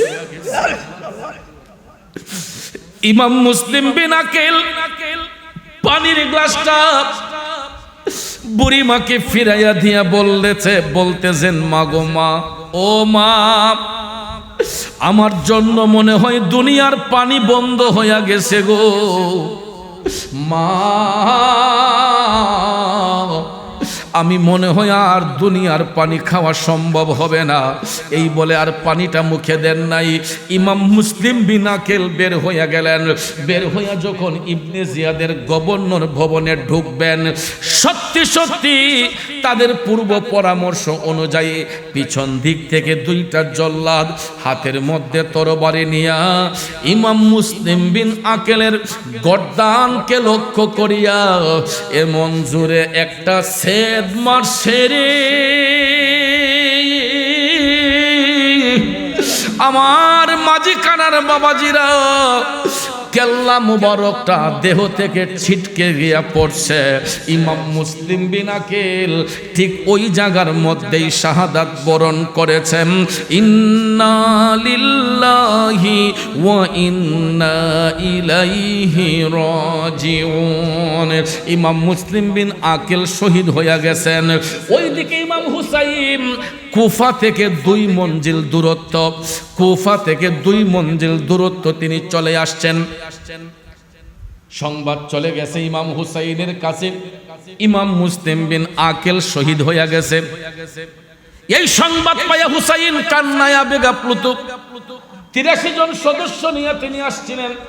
এর মধ্যে মহিলা ছিল, দুধের শিশু ছিল, যুবক বৃদ্ধ সবাই ছিল। আপনারা বলেন তো ভাইয়ারা আমার, দুধের বাচ্চা নিয়ে কি কেউ যুদ্ধের ময়দানে যায়? শিশু বাচ্চা নিয়ে কেউ যুদ্ধের ময়দানে যায়? মহিলা নিয়ে কি কেউ যুদ্ধের ময়দানে যায়? বাবাজিরা আমার, হুসাইন কুফা থেকে 2 মঞ্জিল দূরত্বে তিনি আইসা অবস্থান করলেন। এমন সময় 1000 সৈন্য পাঠাইল ইবনে জিয়াদ। এই 1000 সৈন্যের নেতৃত্ব যিনি ছিলেন, ওনার নাম হচ্ছে হুর বিন ইয়াজিদ রিবাহি। এখানে একটা কথা মনে রাখবেন, হুর বিন ইয়াজিদ রিবাহি যদিও এজিদের লোক ছিল, কিন্তু তার অন্তরে আহলে বায়াতের প্রেম ছিল। পরবর্তীতে সে এজিদের বিরুদ্ধে কথা বলেছে। উনি চেষ্টা করেছিল ইমাম হুসাইনকে কিভাবে রক্ষা করা যায়, সেফ করা যায়। এজিদের পক্ষে কাজ করলেও আহলে বায়াতের ভালোবাসায় তিনি বিভোর ছিলেন। 1000 সৈন্য নিয়ে হুর বিন ইয়াজিদ রিবাহি আইসা ইমাম হুসাইনের রাস্তা আটকালেন। হুসাইনকে সালাম দিয়ে বললেন যে, দেখুন হুসাইন, আমরা তো আসছি আপনাকে নিয়ে যাওয়ার জন্য। আমাদের গভর্নর ভবন থেকে আদেশ আপনার পুরা কাফেলাকে নজরবন্দি করে রাখার জন্য। হুসাইন বললেন, ভাই হুর, আমরা তো ফ্যাসাদ করতে আসি নাই। আমার ভাই ইমাম মুসলিম বিন আকেল আমাদের চিঠি লিখছে, কুফার মুসলমানরা আমাদেরকে ভালোবাসে, কিন্তু ওরা যে বিশ্বাসঘাতকতা করবে আমি তো এটা জানতাম না। প্রায় 150 চিঠি আমি হুসাইনের কাছে গিয়েছে, এই চিঠি পেয়ে আমি আসছি। আমার তো ভাই কিছু করার নেই, আমি দরকার হয় আবার মক্কার ফানে চলে যাব। হুর বলতেছে, হুসাইন, এখন যদি আমি আপনাকে ছেড়ে দেই তাইলে তো আমার এই 1000 সৈন্য গিয়া ইবনে জিয়াদকে বলবে যে আমি ইচ্ছা করে আপনারা ছাইরা দিছি। তখন ইবনে জিয়াদে এটা শুনলে আমার গর্দান আলাদা করে ফেলবে। হুসাইন বললেন, তাইলে কি করব? হুর পরামর্শ দিল, হুসাইন আপনি আমার সঙ্গে কথা বলেন। বলতে বলতে রাত ঘনিয়ে যাবে। রাত যখন ঘনিয়ে যাবে আমার সদস্যরা সব ঘুমাইয়া যাব, ওই মুহূর্তে আপনি আপনার পরিবারের সদস্য নিয়ে মক্কার দেশে রওনা হয়ে যাইবেন। সকালে ঘুম থেকে উঠলে ওরা আর আপনাদেরকে খুঁজে পাবে না। হুসাইন বললেন, তাইলে আমি তাই করব। সত্যি সত্যি হুর বিন ইয়াজিদ রিবাহির সঙ্গে কথা বলতে বলতে রাত যখন ঘনিয়ে গেছে, ইয়াজিদের সৈন্যরা ঘুমাইয়া গেছে, হুসাইন কাফেলা নিয়ে যখন মক্কার উদ্দেশ্যে রওনা হইলেন, সারাটা রাত ইমাম হুসাইন হাঁটলেন। সারাটা রাত হাঁটার পরে দেখা যায় তিনি যেখান থেকে রওনা করেছিলেন, সারাটা রাত হাঁটার পরে দেখা যায় একই জায়গার মধ্যে অবস্থান। আবার হুরের সাথে সাক্ষাৎ। হুর কই, হুসাইন স্ট্রেঞ্জ, কি ব্যাপার, আপনি কি জান নাই? ইমাম হুসাইন বললেন, হুর আমি তো সারাটা রাত হাঁটলাম, কিন্তু আমি কি রাস্তা ভুলে গেলাম নাকি?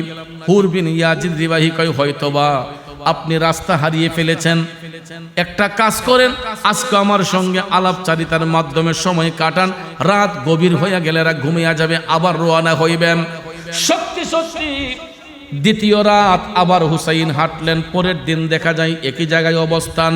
এরকম ভাবে একে একে 3 রাত হাঁটার পরে দেখা যায় যেখান থেকে যাত্রা করেন সারাটা রাত হাঁটার পরে এই একই জায়গার মধ্যে অবস্থান। চতুর্থ দিনের বেলায় ইমাম হুসাইন ওই এলাকার একটা যুবকরে ডাক দিয়া বলতেছে, ওরে যুবক, ও যুবক, তুমি জানোনি আমি যেই জায়গার মধ্যে দাঁড়িয়ে আছি এই জায়গাটার নাম কি রে যুবক, তুমি জানোনি? যুবকটা ডাক দিয়া কয়, হুজুর, হুজুর আপনি যেই জায়গার মধ্যে দাঁড়িয়ে আছেন হুজুর, এই জায়গার নাম হইছে কারবালা। বাবাজিরা রে, হুসাইন যখন জানতে পারলেন জায়গার নাম কারবালা, হুসাইন যখন জানতে পারলেন জায়গার নাম কারবালা, ইমাম হুসাইন টপ টপ করে চোখের পানি ছাইরা কান্না করে ডাক দিয়া বলতেছে, ওরে আমার পরিবারের সদস্যরা, আমরা যদি যতই চেষ্টা করি না কেন এখান থেকে আর পিছপা হতে পারবো না। যদি এই জায়গার নাম কারবালা হয়, আমার নানা জানের পূর্ব ঘোষিত জায়গা, এই কারবালার ময়দান হবে আমি হুসাইনের শেষ নিঃশ্বাসের জায়গা। আল্লাহু আকবার। কর মুঝে কো ফওয়ালো মুসাফির ন সমঝো মে आया नहीं हो बुलाया गया हो। আমার বাবাজির বন্ধুরা, হুসাইন বলতেছেন যদি জায়গার নাম কারবালা হয় আমরা এখানেই অবস্থান করতে হবে। সত্যি সত্যি বাজানো ইমাম হুসাইন নির্দেশ দিলেন, তাবু খুঁড়তে শুরু করো। আহলে বায়াতের প্রেমিকরা তাবু খুঁড়তে শুরু করলেন। কারবালার ময়দানে যেখানে তাবু খুঁড়তে যান, খুঁটি গাড়বেন, মাটির মধ্যে ঘাই দিলে দেখা যায় নিচ থেকে টাটকা রক্তগুলা উতলাইয়া উপর দিকে উঠে। হুসাইনের কলিজার টুকরা বোন যায়নাব রাদিয়াল্লাহু তাআলা আনহা ডাক দিয়ে বলতেছেন, ভাইজান কেন যেন এই জায়গার মধ্যে ভয় ভয় লাগতেছে। ভাইজান কেন যেন এই জায়গার মধ্যে ভয় ভয় লাগতেছে।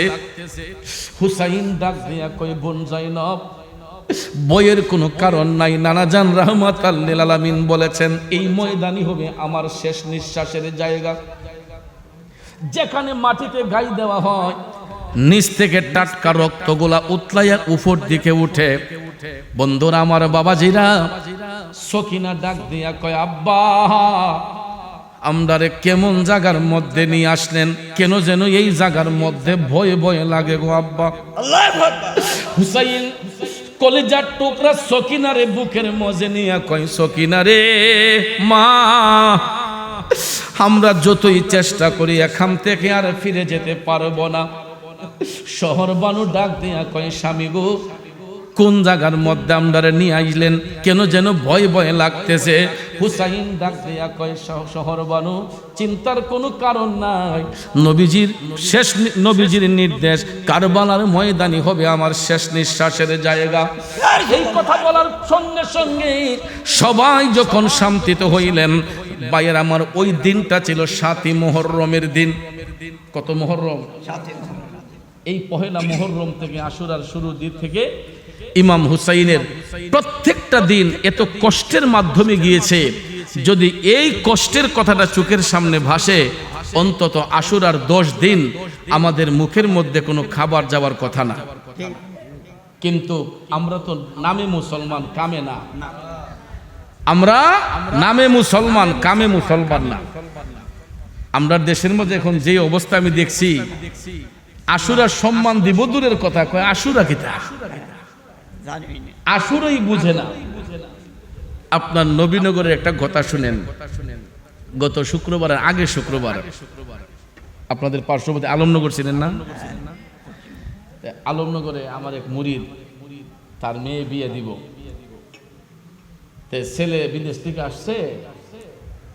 আসার পরে 5-7 দিন চলে গেছে। তা আমারে বলছে, বাজান, আপনি যেদিন কইবেন এদিন বিয়ার তারিখ কইব।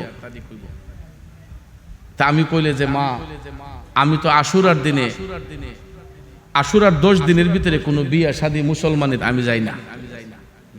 আমার নিজের ঘরে আমি মাছ, গোস্ত, ডিম এগুলো আমি খাই না, আমার বিবেকে বাধা দেয়। অন্তত আশুরার 10 দিন বাদ দিয়া অনুষ্ঠানটা আপনারা করেন, তাইলে আমি চেষ্টা করবো এটা নেওয়ার। ওহন বেড়া বাজান 5 জনে তো মানে না, ভিডিও বাজান 5 জনে তো মানে না, এরা চাইতেছে এই সামনে শুক্রবারে কইরা লাইতো। আমি আলহামদুলিল্লাহ করে লও, কিন্তু আমি থাকতাম না, আমার মাফ চাই। এই কথা বলছি, বলার পরে তারা সর্দারি কইরা এই গত শুক্রবার, আগের শুক্রবারে আশুরার ভিতরেই এরা বিয়ার দিন ঠিক করছে। 1.5 মণ দুধ ছান হয়ে গেছে। মেহমানের লেগে যে খাওয়াইবো, 1.5 মণ দুধ কিছে। এরপরে আমার মুরিদের মেয়ে তারে বেলে নিচে সাজাইতো পাল্লারও, ওটু দাদে বাইরেছে 3 বোন, ওটু উল্টাইয়া ফইরা বউ নাক মুখ সব সিরা শেষ।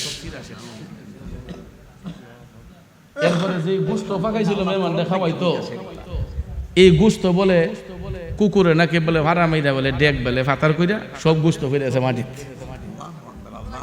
ঘটনা তো একটা না, 3টা হইছে। তাইলে এটা কি কথা না মানার কারণ হইছে না?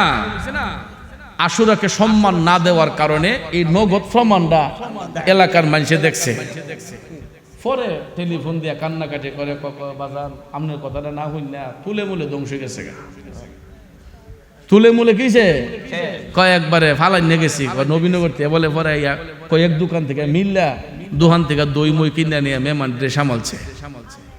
এটা তো আপনার নবীনগরের ঘটনা বললাম, আরো এরকম বহু ঘটনা আছে। যারা আশুরারে সম্মান দেয় নাই, মুহররমের 10 দিনকে যারা ইজ্জত করে নাই, এরা কখনো শান্তিতে বসবাস করতে পারবে না। একটা না একটা অশান্তির দাবানলে জ্বলবেই জ্বলবে। কথা কোন ঠিক কিনা আমার ভাইয়েরা? ইমাম হুসাইন এই আশুরার 10 দিনের ভিতরে এত কষ্ট করেছেন। মক্কা থেকে রওনা হইয়া তিনি অনেকটা দূর পাড়ি দিয়া যেই দিন কারবালায় হুসাইন উপস্থিত হইলেন, ওই দিন ছিল 7ই মুহররম। এই তাবু খুঁটলেন। তাবু খুঁটার পরে ভাইয়ার আমার, সবাই তো ক্লান্ত, ঠিক না বেঠিক? সবাই পরিশ্রান্ত, ক্লান্ত, কারণ অনেকটা দূর হেঁটে আসছেন। আর যারা মরুভূমির মধ্যে থাকে দেখবেন শুকনা মাটির উপর দিয়ে হাঁটলেই গলা শুকায় জায়গা কলজা পর্যন্ত। সৌদি আরবের মধ্যে গরমের তাপ যখন 38 ডিগ্রি, 40 ডিগ্রি, 45 ডিগ্রি থাকে, ঠান্ডার বোতল দিয়েছে না, এটা খাওয়ার পরও দেখা যায় গলা শুকায় জায়গা। আর আমরা দেশে একটু বেশি ঠান্ডা খাইলই কাশতে কাশতে দম বাড়ে জায়গা, ঠিক না ঠিক?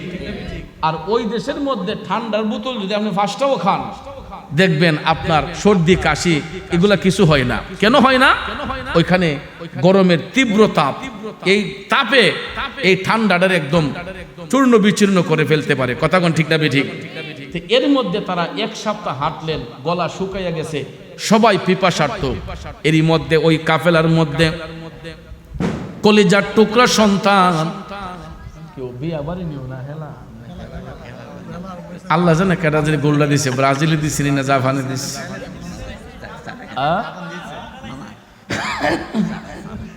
না এর লেগে আজকে লোক সংখ্যা একটু কম, ঠিক না বেটি? রাস্তাঘাটও কেউ নাই, ফুলাফান কেউ নাই, কিন্তু আপনারা যারা বসছেন ইলি সবলি সারি দান বইছে, সারি দান সুসা মুসা যা আছেন সব গেছে গা খেলার মাঠও, ঠিক না বেটি? আর পুষ্ট দান গুলো এখানে বসছে, আর জাপানে গোল দিলে ও আর্জেন্টিনা অনেক ঈদ লেগেছে।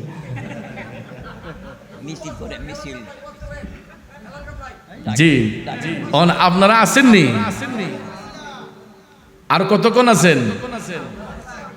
একটু দুরূদ শরীফ পড়েন। আল্লাহুম্মা সাল্লি আলা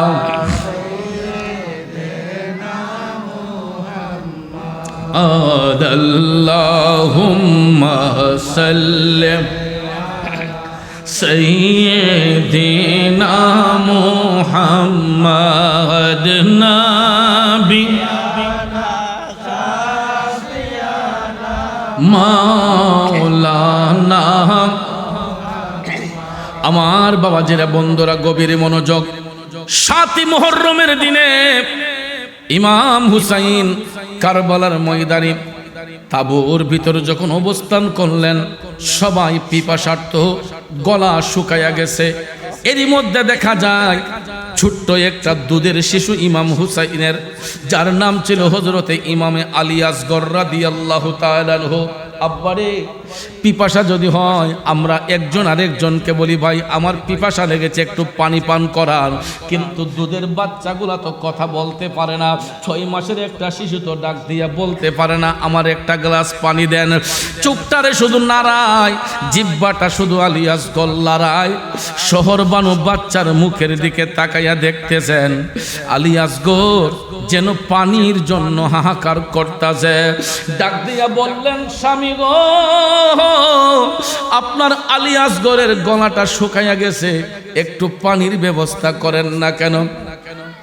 ভাইয়ের আমার, বন্ধুরা আমার, হযরতে আব্দুল্লাহ ইবনে আদ্দাস তিনি ডাক দিয়া বলতেছেন, ভাইজান হুসাইনের চাচাতো ভাই ডাক দিয়া বললেন, আমার একটু অনুমতি দেন, আমি আমার বাতিজার জন্য একটু পানি আনি। হুসাইন ডাক দিয়া কয়, এ আব্বাস আদ্দাস, তোমাকে তো এরা ছাড়বে না। একবার, দুইবার, তিনবার বলার পরে অনুমতি পাইয়া তিনি যখন পানি আনতে গেলেন, ভাইয়ারা আমার, বন্ধুরা আমার, পানি আনতে যাইয়া পানি যখন দেয় না, হযরতে আব্দুল্লাহ ইবনে আদ্দাস তিনি পানির পাত্রটা হাতের মধ্যে নিয়ে একটা দৌড় দিয়ে ফুরাত নদীতে ঝাঁপ দিলেন। পানি নিয়ে যখন তিনি আসবেন, হাতের কাছে পানি পাইয়া ভাবলেন নিজে একটু তৃষ্ণা নিবারণ করি। হঠাৎ করে তিনি দেখলেন পানির মধ্যে আলী আসগরের চেহারাটা ভাইসা উঠছে।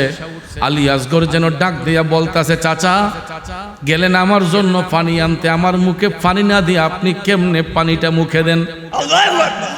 সাথে সাথে ওই পানি আর তিনি খান নাই। পানির পাত্র হাতে নিয়ে যখন তিনি তাঁবুর দিকে নজর করছেন, ওনারে লক্ষ্য করে এজিদ বাহিনীরা এমন ভাবে তীর মারা শুরু করলো, ওনার পুরাটা শরীর তীর মারতে মারতে ঝাঁঝরা করে দিয়া 2টা বাহু কেটে ফেলছে, 2টা পাও কেটে ফেলছে, শেষ পর্যন্ত তার গর্দানটাকে দেহ থেকে আলাদা কইরা দিছে। ইন্না লিল্লাহি ওয়া ইন্না ইলাইহি রাজিউন। বন্ধু, এরপরে ইমাম হুসাইনের 18 বছরের যুবক সন্তান হযরতে ইমাম আলী আকবর তিনি ডাক দিয়া কয়, আব্বা আমারে অনুমতি দেন, আমি আমার ভাই আসগরের জন্য পানি নিয়ে আসি। হুসাইন ডাক দিয়া কয়, আকবর, ও আলী আকবর, তোমার চেহারার দিকে তাকাইলে আমি আমার নানা জান রাহমাতাল লিল আলামিন নবীরে দেখার স্বাদ মিটাই। সুবহানাল্লাহ। আমি যদি তোমারে বিদায় দেই, তাইলে আমার দয়াল নবীর স্মৃতি আমি কেমনে দেখব রে? আলী আকবর ডাক দিয়ে বললেন, আব্বা আমি আর আমার মতো একটা জোয়ান ভাই বেঁচে থাকতে আমার দুধের শিশু ভাই আলী আসগর কেমনে পানি পিপাসায় মারা যায়? তখন হুসাইন বললেন, নেও এই তরবারিটা তোমার হাতের মধ্যে নেও, এটা আমার তোমার নানা জান মৌলা আলীর তোমার দাদা যান মৌলা আলীর হাতের তরবারি জুলফিকার, এই জুলফিকার তরবারিটা ইমাম আলী আকবরের হাতের মধ্যে দেওয়া হইল। বন্ধুরা, হামজা রাদিয়াল্লাহু তাআলা আনহুর ঢাল হাতে নিয়া ইমাম আলী আকবর বীর বিক্রম আক্রমণ নিয়া ফুরাত নদীর পারে গেলেন আলী আসগরের জন্য পানি আনবেন। তরবারি ঘুরাইতে ঘুরাইতে শত শত এজিদ বাহিনীকে কতল কইরা গলাটা শুকাইয়ে গেছে। আবার তিনি ঘোড়া নিয়ে তাঁবুর মধ্যে আসলেন। হুসাইন বললেন, কি আলী আকবর, বিষয়টা কি?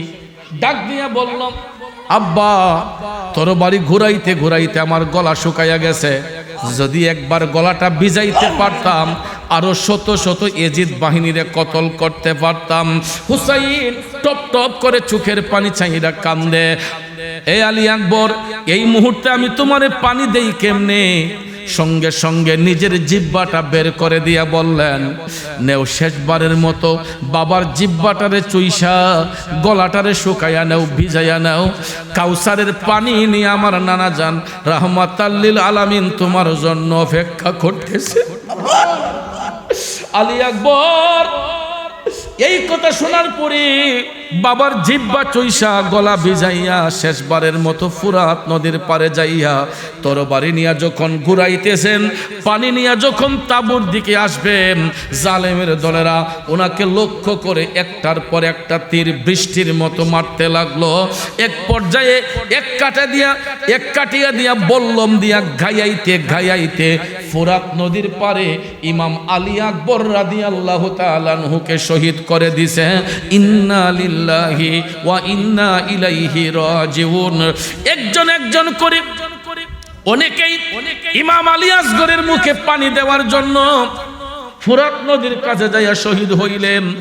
এক পর্যায়ে শহর বানু ডাক তাকাইয়া দেখতেছেন আলী আসগরের চোখগুলা উল্টাইয়া গেছে, জিহ্বা দিয়া সেবরা বের হইয়া গেছে, একদম নড়াচড়া প্রায় বন্ধের দিকে।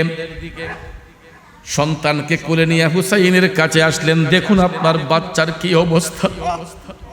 পৃথিবীর ইতিহাসে কোন বাবাটা পারবে, নিজের চোখের সামনে বাচ্চা মরে যাচ্ছে, কোন বাবাটা চেষ্টা না করবে? হুসাইন বললেন, দেও আমার কোলে দাও।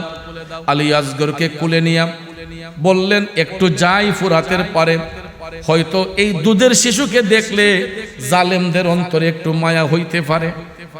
কিন্তু এরা এমন পাপিষ্ট ভাইয়ার আমার, এই দুধের শিশু দিয়ে পর্যন্ত এদের অন্তরে কোনো মায়া দয়া নাই। কথা কোন ঠিক না বেঠিক?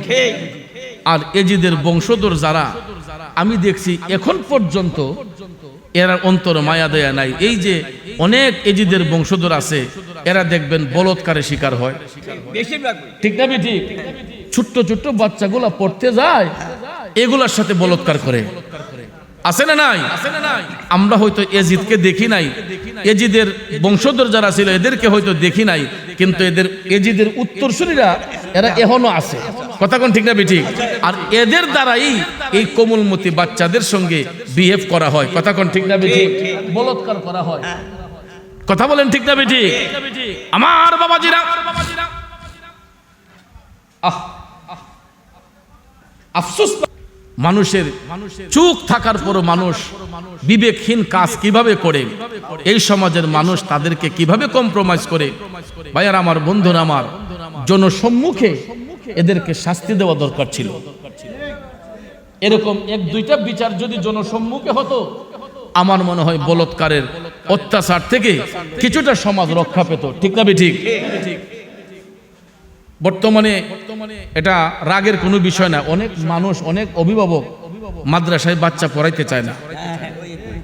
ইচ্ছে ছিল যে ছেলেটারে হাফেজ বানাবে, আলেম বানাবে, কিন্তু এই অত্যাচারের ভয়ে অনেক শহরে রাজধানীতে গিয়ে দেখেন অনেক মা বাবা কয় না, ভয় লাগে। মাদ্রাসা যেরকম ভাবে মারে আর যেরকম ভাবে বলৎকার করে, অনেক গার্জেনরা এখন ইচ্ছে থাকা সত্ত্বেও বাচ্চাদেরকে মাদ্রাসায় দিতে চায় না। তাইলে আমরা কতটুকু নিকৃষ্ট হয়ে গেলাম। এত দামি ধর্মের মধ্যে সবচাইতে আল্লাহ রাব্বুল আলামিন ইসলাম ধর্মকে প্রাধান্য দিয়েছেন। আল্লাহ বলেছেন, ইন্নাদ দীনা ইনদাল্লাহিল ইসলাম, আমার কাছে একটা মাত্র মনোনীত দিন, এটা হলো দীনুল ইসলাম। আর ইসলাম হলো শান্তির ধর্ম। এই এজিদের বংশধররা এই ইসলামটাকে অশান্ত করতেছে। কথা কোন ঠিক না ঠিক? আল্লাহ তাদেরকে হেদায়েত নসিব করুক, আমিন কোন।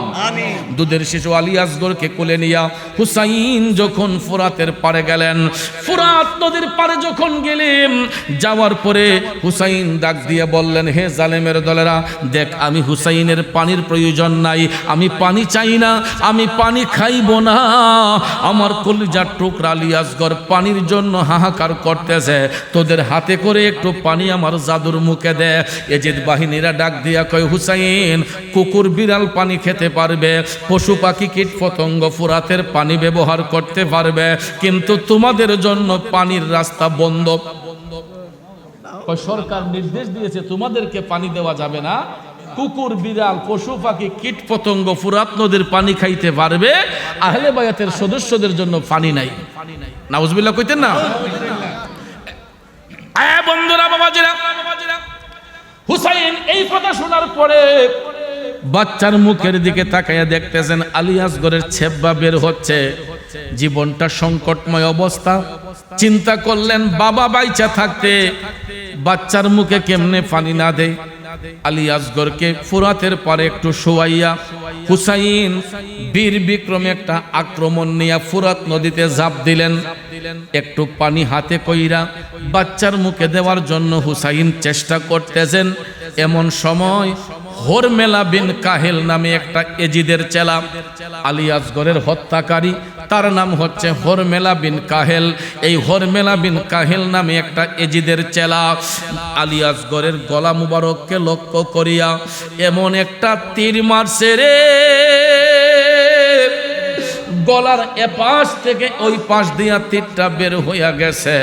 দুধের শিশু আলী আসগর চোখটারে নাড়া দিয়া জিহ্বাটা নাড়াইয়া দুনিয়ার জমিন থেকে শহীদ হইয়া গেছে। হুসাইন চিৎকার মেরে বললেন, জালেমের দলেরা রে,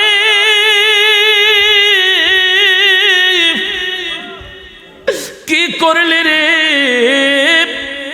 আমি কি জবাব দেব আমার জয়নবকে? কি জবাব দেব আমার কন্যা সকিনাকে? কি জবাব দেব আমার প্রাণের শহর বানুকে? সন্তানের মৃতদেহ শহীদ আলী আসগরের দেহ মোবারক কোলে নিয়ে হুসাইন তাবুর কাছে আসলেন। সবাই তো মনে করেছে হয়তো বাবা নিয়ে বাচ্চাকে পানি পান করাইছে, হুসাইন কথা বলেন না। আলী আসগরের দেহ নিয়ে হুসাইন যখন আসলেন, তাবুর অভ্যন্তরে আসার ফলে সবাই ডাক দিয়া বলতেছে, শহর বারু ডাক দিয়া কয়, আমার জাদুর মুখে পানি দিছেন নে। জাইনাব ডাক দিয়া বলেন, ভাইজান আমার ভাইফুতের মুখে পানি দিছেন নে। কন্যা সকিনা ডাক দিয়া কয়, আব্বা আমার ভাইয়ের মুখে পানি দিছেন নে। হুসাইন ডাক দিয়া কয়, শহর বানুরে, ও বোন জয়নব, ও সকিনা, তোমরা টেনশন করো না, আমার আলী আসগর আর কোনোদিন দুনিয়ার পানি চাইব না। আমার আলী আসগর আর কোনোদিন দুনিয়ার পানি খাইবে না। আমার আলী আসগর এখন থেকে আমার নানা জান রাহমাতাল লিল আলামিন নবীর কাছে যাইয়া কাউসারের পানি পান করবে। এই বলে হুসাইন সন্তান আলী আসগরের শহীদ দেখা, শাহাদাতের দৃশ্য দেখার পরে হুসাইন এই 9 মুহররমের রাতে, 8 মুহররমে আলী আসগর শাহাদাত বরণ করেছেন। এই 8ই মুহররম দিবাগত রাত, 9 মুহররমের রাতে ইমাম হুসাইন তাবুর ভিতরে সবাইকে ডাকলেন পরামর্শ করার জন্য, বৈঠক করার জন্য।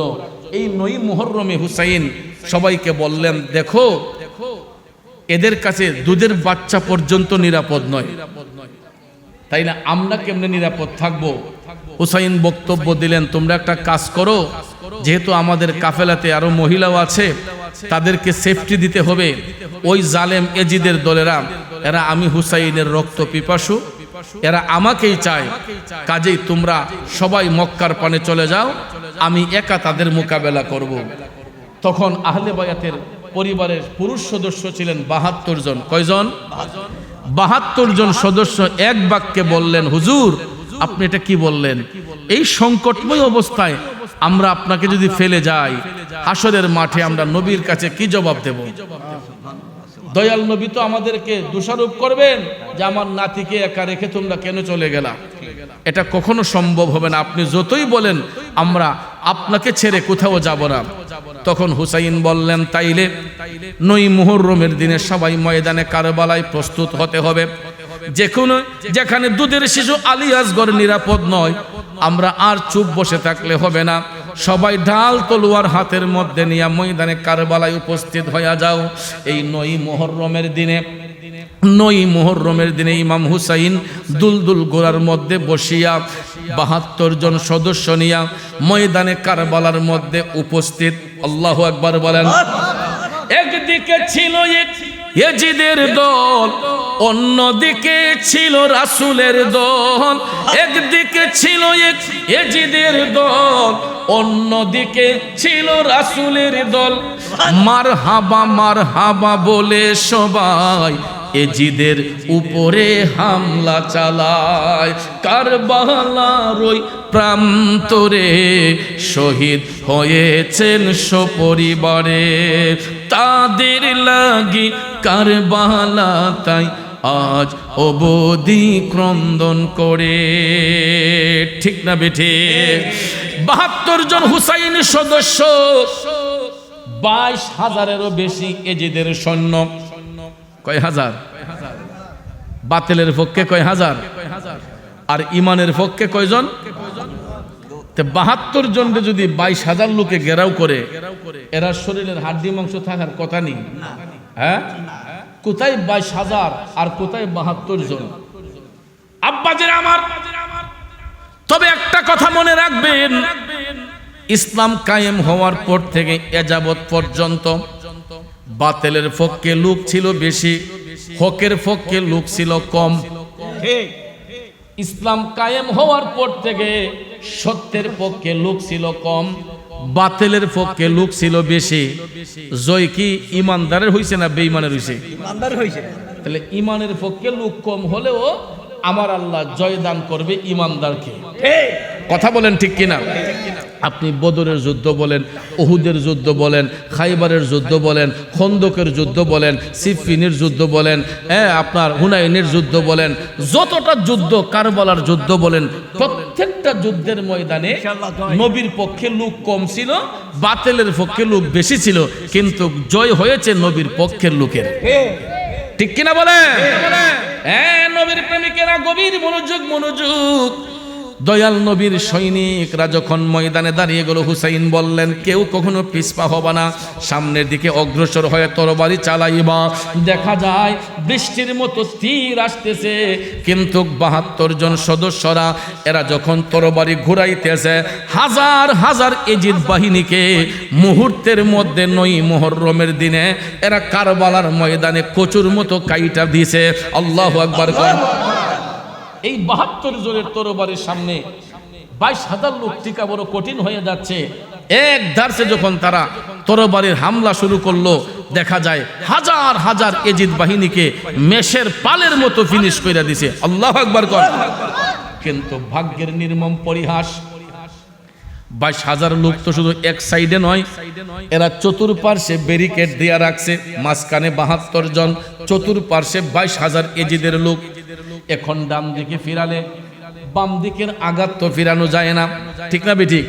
তরবারি যদি এই দিকে ধরি, এদিকের গুলা কি ফিরানো যায়? বাম দিকে ধরলে ডান পাশের গুলা ফিরানো যায় না, সামন দিকে ধরলে পিছনের গুলা ফিরানো যায় না, পিছন দিকে তরবারি ধরলে সামনেরটা ফিরানো যায় না। এরকম ভাবে দেখা যায় এই 72 জন সদস্যের মধ্যে 52 জন সদস্যের শরীর রক্তক্ষরণ হইয়া এরা ঘোড়ার উপর থেকে পইরা কারবালার ময়দানে 9 মুহররমে 52 জন হুসাইনি সৈনিক শাহাদাত বরণ করেছেন। 72 জনের মধ্যে 52 জন শহীদ হয়ে গেলে আর বাকি থাকে কয়জন? 20 জন সদস্য নিয়া ইমাম হুসাইন এই আশুরার রাতে, অর্থাৎ 9 মুহররম দিবাগত রাতে, আশুরার রাতে তাবুর মধ্যে আসলেন। এই 10 মুহররমের রাতে হুসাইন শেষ বক্তব্য দিচ্ছেন, সবাইকে নিয়ে বললেন, দেখো আমাদের সংখ্যা একবারে কমে গেছে, আমাদের 20 জন পুরুষ সদস্য, এখন যদি তোমরা যদি শহীদ হইয়া যাও, আমাদের মহিলাদেরকে নিরাপত্তা দিবে কে? মহিলাদেরকে নিরাপত্তা দিবে কে? এই জন্য হুসাইন বললেন, আমার আর কোনো অভিযোগ নাই, তোমাদের উপর আমার কোনো কৈফিয়ত নাই, তোমরা এবার নির্দ্বিধায় আমাদের মহিলাদেরকে সেফটি দাও। আমি আগামীকাল আশুরার দিনে ময়দানে কারবালায় আমি হুসাইন একা তাদের মোকাবেলা করব। এমন সময় ইমাম জাইনুল আবেদিন, হুসাইনের কলিজার টুকরা রুগ্ন সন্তান, জিনার শরীরটা রোগাক্রান্ত থাকতো, উনি আইসা বলতেছে, আব্বা আমার আপনার সাথে কইরা ময়দানে কারবালায় নিয়ে যান, আমি আপনার সাথে শহীদ হতে চাই। হুসাইন সন্তানের মুখে এই কথা শুই না টপ টপ করে চোখের পানি চাইরা কান্না শুরু কইরা হুসাইন জড়াইয়া ধইরা বলতেছে, জয়নুল আবেদিন, আমি বাবা তোমার জন্য দোয়া করে যাচ্ছি, তোমার মাধ্যমে কিয়ামত পর্যন্ত নবীর বংশ জারি থাকবে। এ জয়নুল আবেদিন, তুমি তোমার ফুফি আম্মার জিম্মায় থাকবা। জাইনাব রাদিয়াল্লাহু তাআলা আনহাকে ডাক দিয়া হুসাইন বললেন, বোন জয়নব রে, আমার জয়নুল আবেদিন রে তোমার কাছে আমানতে রাখলাম। ভাইয়েরা আমার, বন্ধুরা আমার, আজও পর্যন্ত দেখবেন ফুফু আম্মারা বাইফুতের লেগে টান থাকে বেশি। বাপের বোন আমরা কি লাগে? ফুফু লাগে না? দেখবেন বাইফুতের যদি একটা বিপদ আপদ হয়, ফুফুটা দেখবেন পাগল হইয়া দৌড়াই ফেরে। আর বাপ যদি না থাকেও দুনিয়ার, ফুফু আম্মারা থাকলে দেখবেন বাইফুতের কোনো বিপদ হইলে এই বেডিয়া দেখবেন নিজের সন্তানের মতো আইয়া পাগল হইয়া যায়, আমার বাইফুতের কি তুই সেরে। কথা কোন ঠিক না বেটি? জাইনব রাদিয়াল্লাহু তাআলা আনহা ইমাম জাইনুল আবেদিনের ব্যাপারে বললেন, ভাইজান, আমি জাইনাবের দেহের মধ্যে রক্ত থাকতে আমার জয়নুল আবেদিনের কোনো ক্ষতি আমি হইতে দেব না, আপনি নিশ্চিন্ত থাকেন। এই আশুরার রাতে হুসাইন শেষ বক্তব্য দিচ্ছেন। 10 মুহররমের দিনে, পবিত্র আশুরার দিনে আকাশের মধ্যে সূর্য ওঠে না রে বাজান, কারণ পুরাটা আকাশ মেঘাচ্ছন্ন, পুরাটা আকাশ কালো হয়ে আছে, সূর্য উঠে না, গোটা পৃথিবীটা যেন কান্নায় আবেগ আপ্লুত হয়ে আছে। কারণ ওই দিন তো হুসাইন শহীদ হবে। বন্ধুরে বন্ধু, পুরাটা আকাশ একেবারে মেঘাচ্ছন্ন। ওই দিন চন্দ্রগ্রহণ লেগেছিল, সূর্যগ্রহণ লেগেছিল। আব্বাজির আমার, বন্ধুরা আমার, হুসাইন 10 মুহররম কারবালার ময়দানে যাইবেন। এক হাতে জুলফিকার তরবারি নিলেন, আরেক হাতে ঢাল নিলেন, নবীজির দেওয়া সবুজ পাগড়িটা মাথার মধ্যে দিয়া এখন ঘোড়ার উপর যে উঠবেন, কিভাবে উঠবেন? কারণ ইতিমধ্যে হুসাইন সমস্ত বাহাদুরদেরকে যুদ্ধের ময়দানে পাঠাইছেন, নিজে ঘোড়ার লাগাম ধইরা এক একজনকে উঠাইয়া দিছেন। কথা কোন ঠিক না বেঠিক? এখন ইমাম হুসাইন কারবালায় যাবেন, ঘোড়ার লাগাম টেনে ধরবে কে? ওই মুহূর্তে জাইনাব রাদিয়াল্লাহু তাআলা আনহা তাঁবুর ভিতর থেকে তিনি লক্ষ্য করেছেন নবীর নাতি হুসাইনকে কে ঘোড়ার মধ্যে উঠাইবে। তিনি পর্দা সহকারেই হুজরা থেকে বের হলেন, তাঁবুর ভিতর থেকে বের হইয়া ইমাম হুসাইনের কাছে গিয়া বললেন, ভাইজান আমারে ক্ষমা করবেন, এই জীবনের প্রথম আমি আপনার মজলুম বোন আপনার অনুমতি ছাড়া তাঁবুর ভিতর থেকে বের হয়েছে। ভাইজান গো, আমি লক্ষ্য করেছি, আমি জয়নাব লক্ষ্য করেছি, ইতিমধ্যে যারা ময়দানে কারবালায় গেছে, যুদ্ধের ময়দানে গেছে, সমস্ত যোদ্ধাকে আপনি নিজের হাতে ঘোড়ার উপর উঠাইয়া দিছেন। আর আজকে নবীর নাতি হুসাইন ময়দানে কারবালায় যাবে, ঘোড়ার লাগাম ধরবে কে? এই জন্য আমি আপনার মজলুম বোন ঘোড়ার লাগাম টেনে ধরার জন্য হাজির হয়ে গেলাম।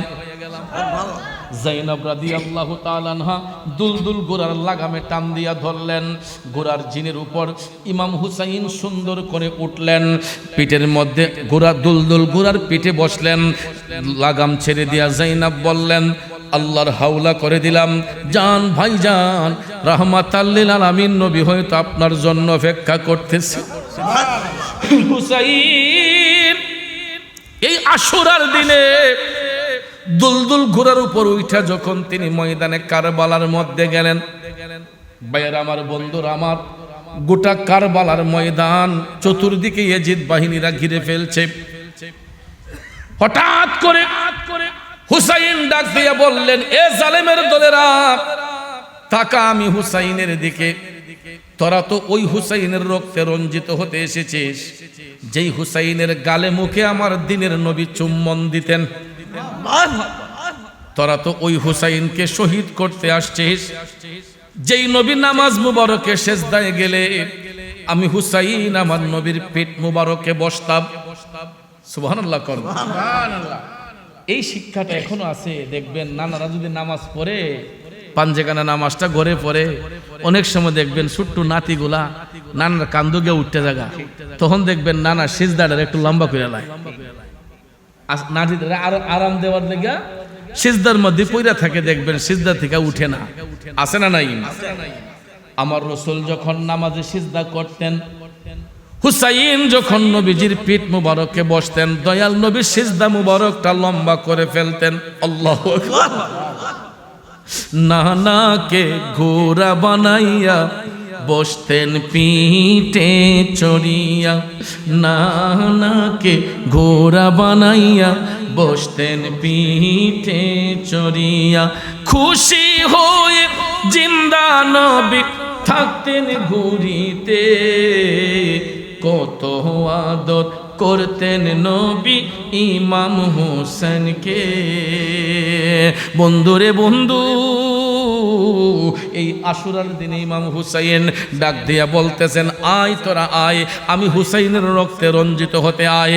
এই বলে যখন আহ্বান করতেছেন, উনাকে লক্ষ্য করে বৃষ্টির মতো তীর যখন মারা শুরু হয়ে গেছে, হুসাইন যখন বীর বিক্রম আক্রমণ করতেছেন, কিন্তু ভাগ্যের নির্মম পরিহাস, একদিকে ফিরালে অপর দিকে আইসা লাগে। একটা তীরের আঘাত যখন হুসাইনের কলিজার মধ্যে লাগছে রে, সঙ্গে সঙ্গে আকাশ যেই মেঘাচ্ছন্ন ছিল, দেখা যায় পুরাটা আকাশ রক্তে লাল হইয়া গেছে। বন্ধু, অর্থাৎ ইমাম হুসাইনের শরীর মুবারক থেকে রক্ত মুবারক যখন ঝরতে লাগলো, আসমানের কালো মেঘগুলা লাল হইয়া এইগুলা রক্তের ফুটা হইয়া বর্ষণ হতে লাগলো। গাছের পাতাগুলা ইমাম হুসাইনের শরীরের রক্ত মুবারক ঝরতেছে, সবুজ গাছের পাতাগুলা সব লাল হইয়া গেছে। আব্বাজির আমার, কারণ আমার রাসূল ভবিষ্যৎবাণী করেছিলেন, যেই দিন কারবালায় হুসাইন ময়দানে দাঁড়িয়ে যাবে, হুসাইনের শরীরের রক্ত মুবারক ঝরবে, এমন সময় আসমানও কানবে, জমিন কানবে, গাছ বৃক্ষ তরুলতা কানবে, আর গোটা বিশ্ববাসীরা খবরটা পাইব ওই আশুরার দিনে মহিলাদের কলস ভর্তি পানিগুলা রক্তে লাল হইয়া যাবে।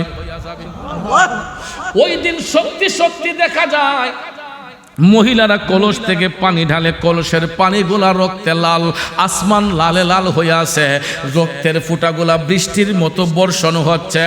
হুসাইনের শরীর মুবারকে তীরের আঘাত লাগতে লাগতে মুফাসসিরিনে কেরাম বলেছেন 134টা তীরের আঘাত।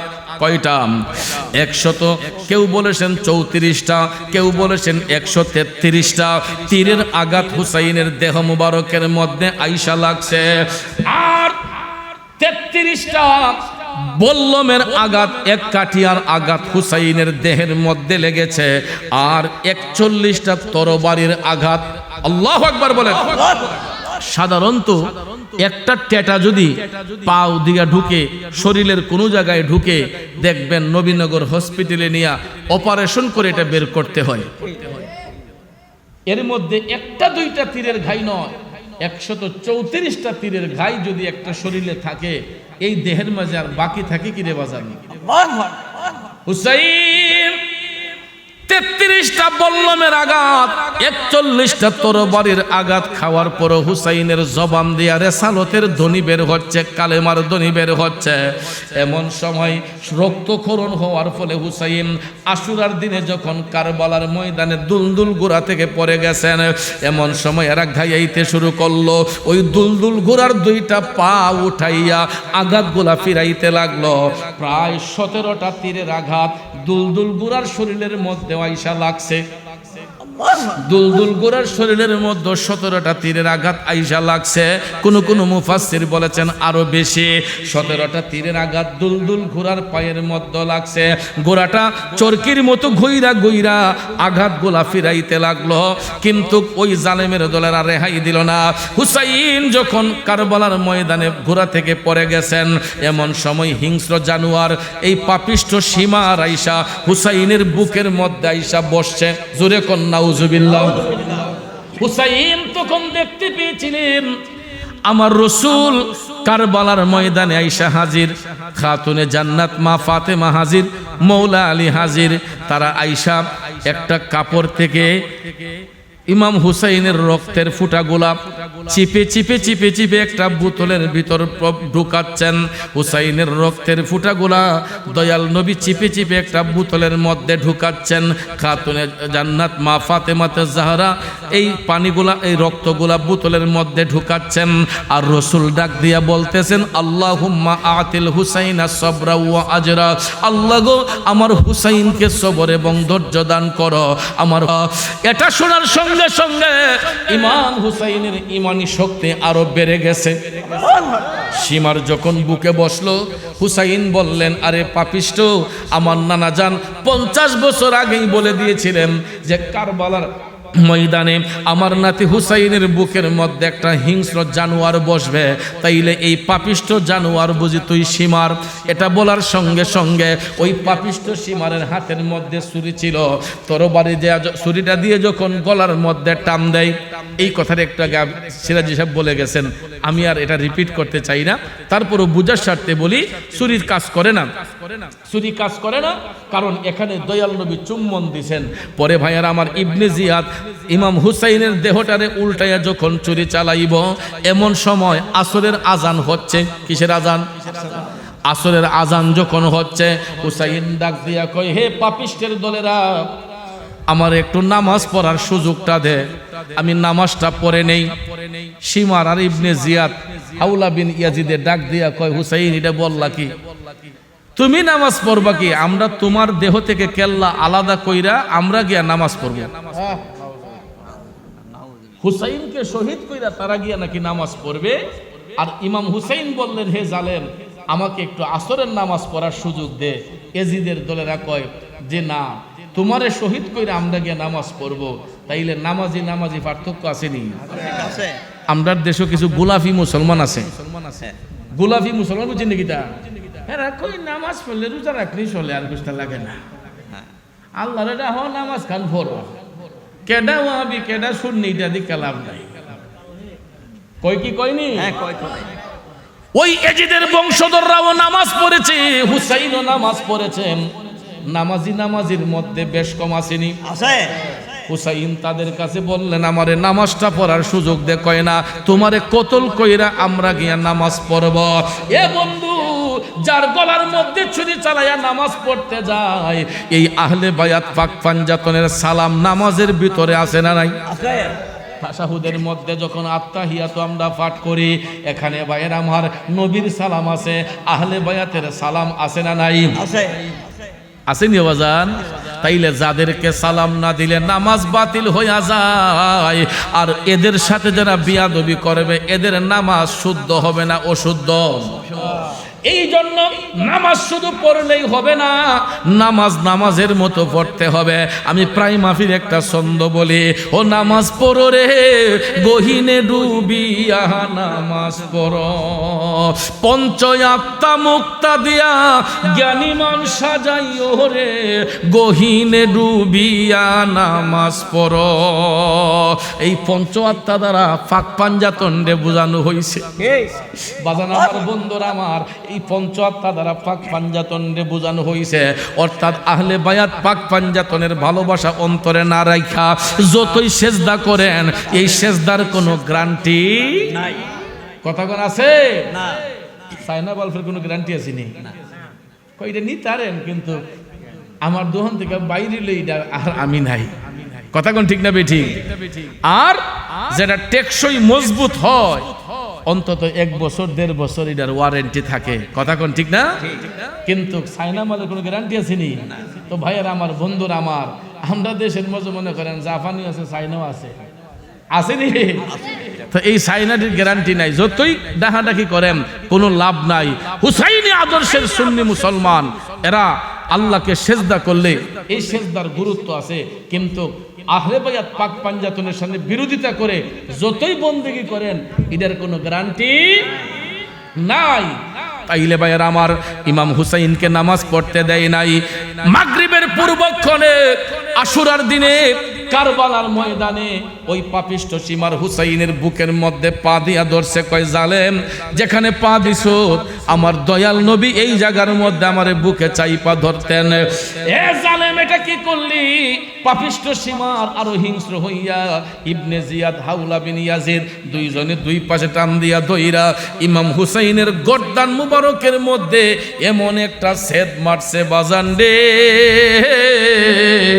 কারবালার ময়দানে আশুরার দিনে ইমাম হুসাইন দেহ মুবারক থেকে কেল্লা মুবারকটা আলাদা হইয়া শহীদ হইয়া গেছে।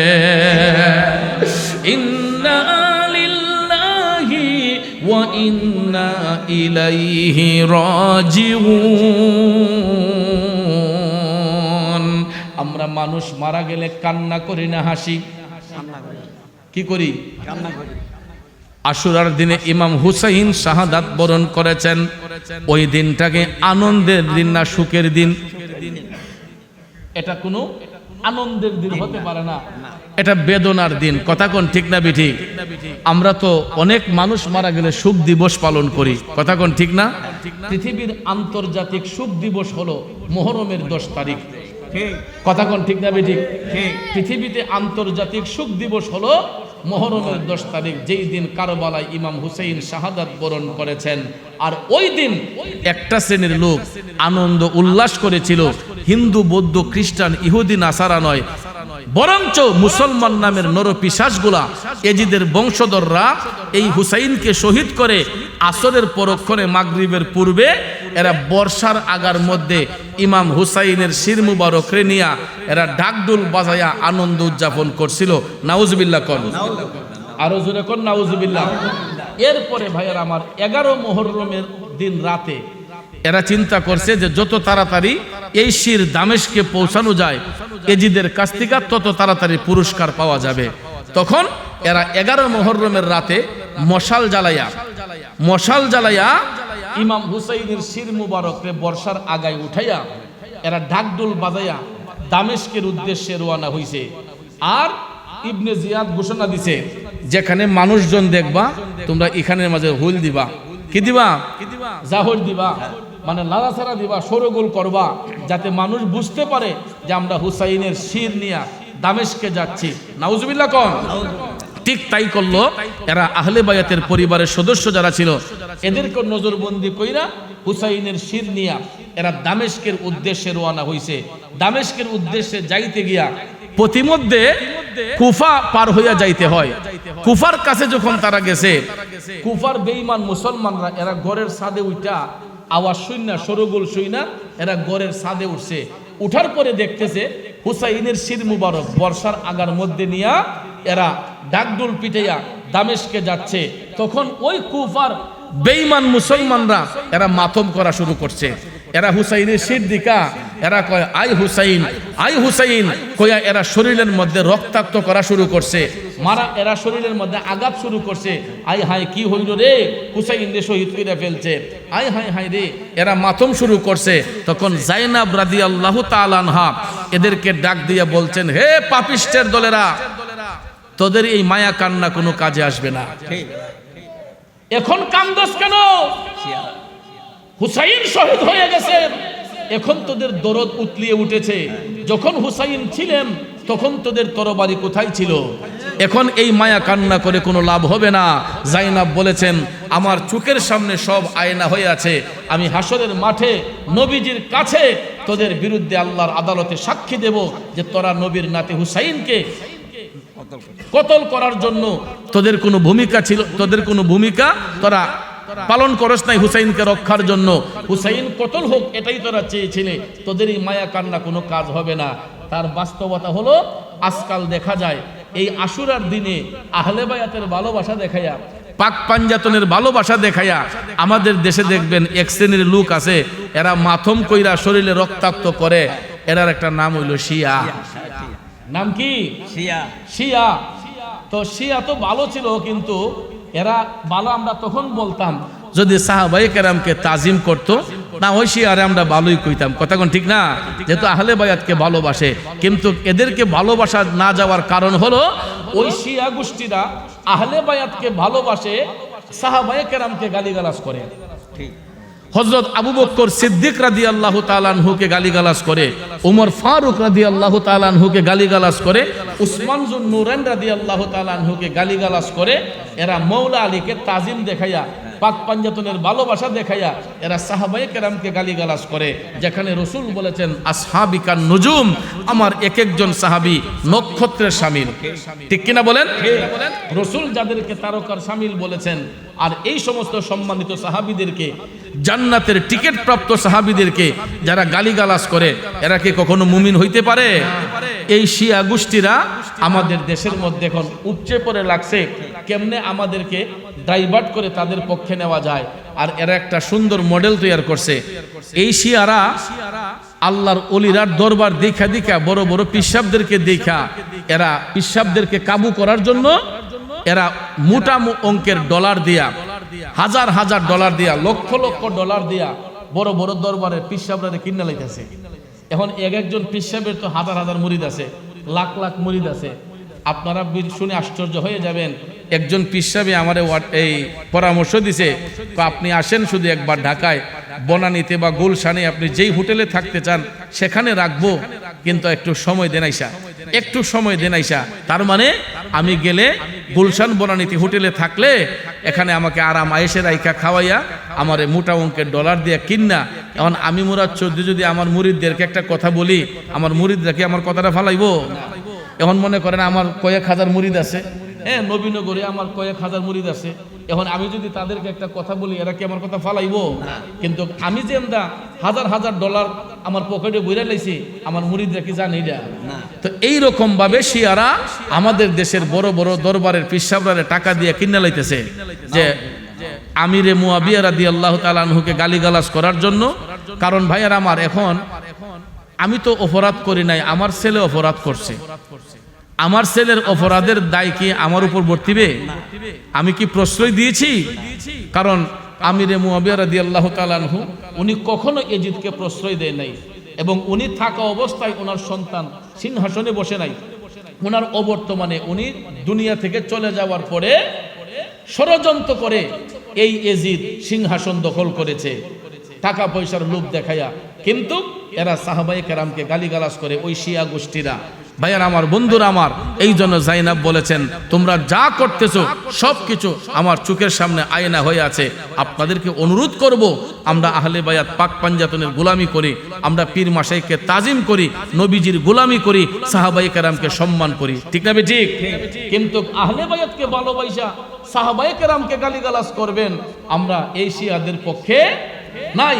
আহলে সুন্নাত ওয়াল জামাতের আকীদায় বিশ্বাসী যারা, আমরা আহলে বায়াত পাক পাঞ্জাতনকে ভালোবাসি, সাহাবায়ে কেরামকে আমরা তাজিম করি। ঠিক কিনা বলেন? আল্লাহ যেন আমাদেরকে কবুল করেন সবাই, আমিন কম।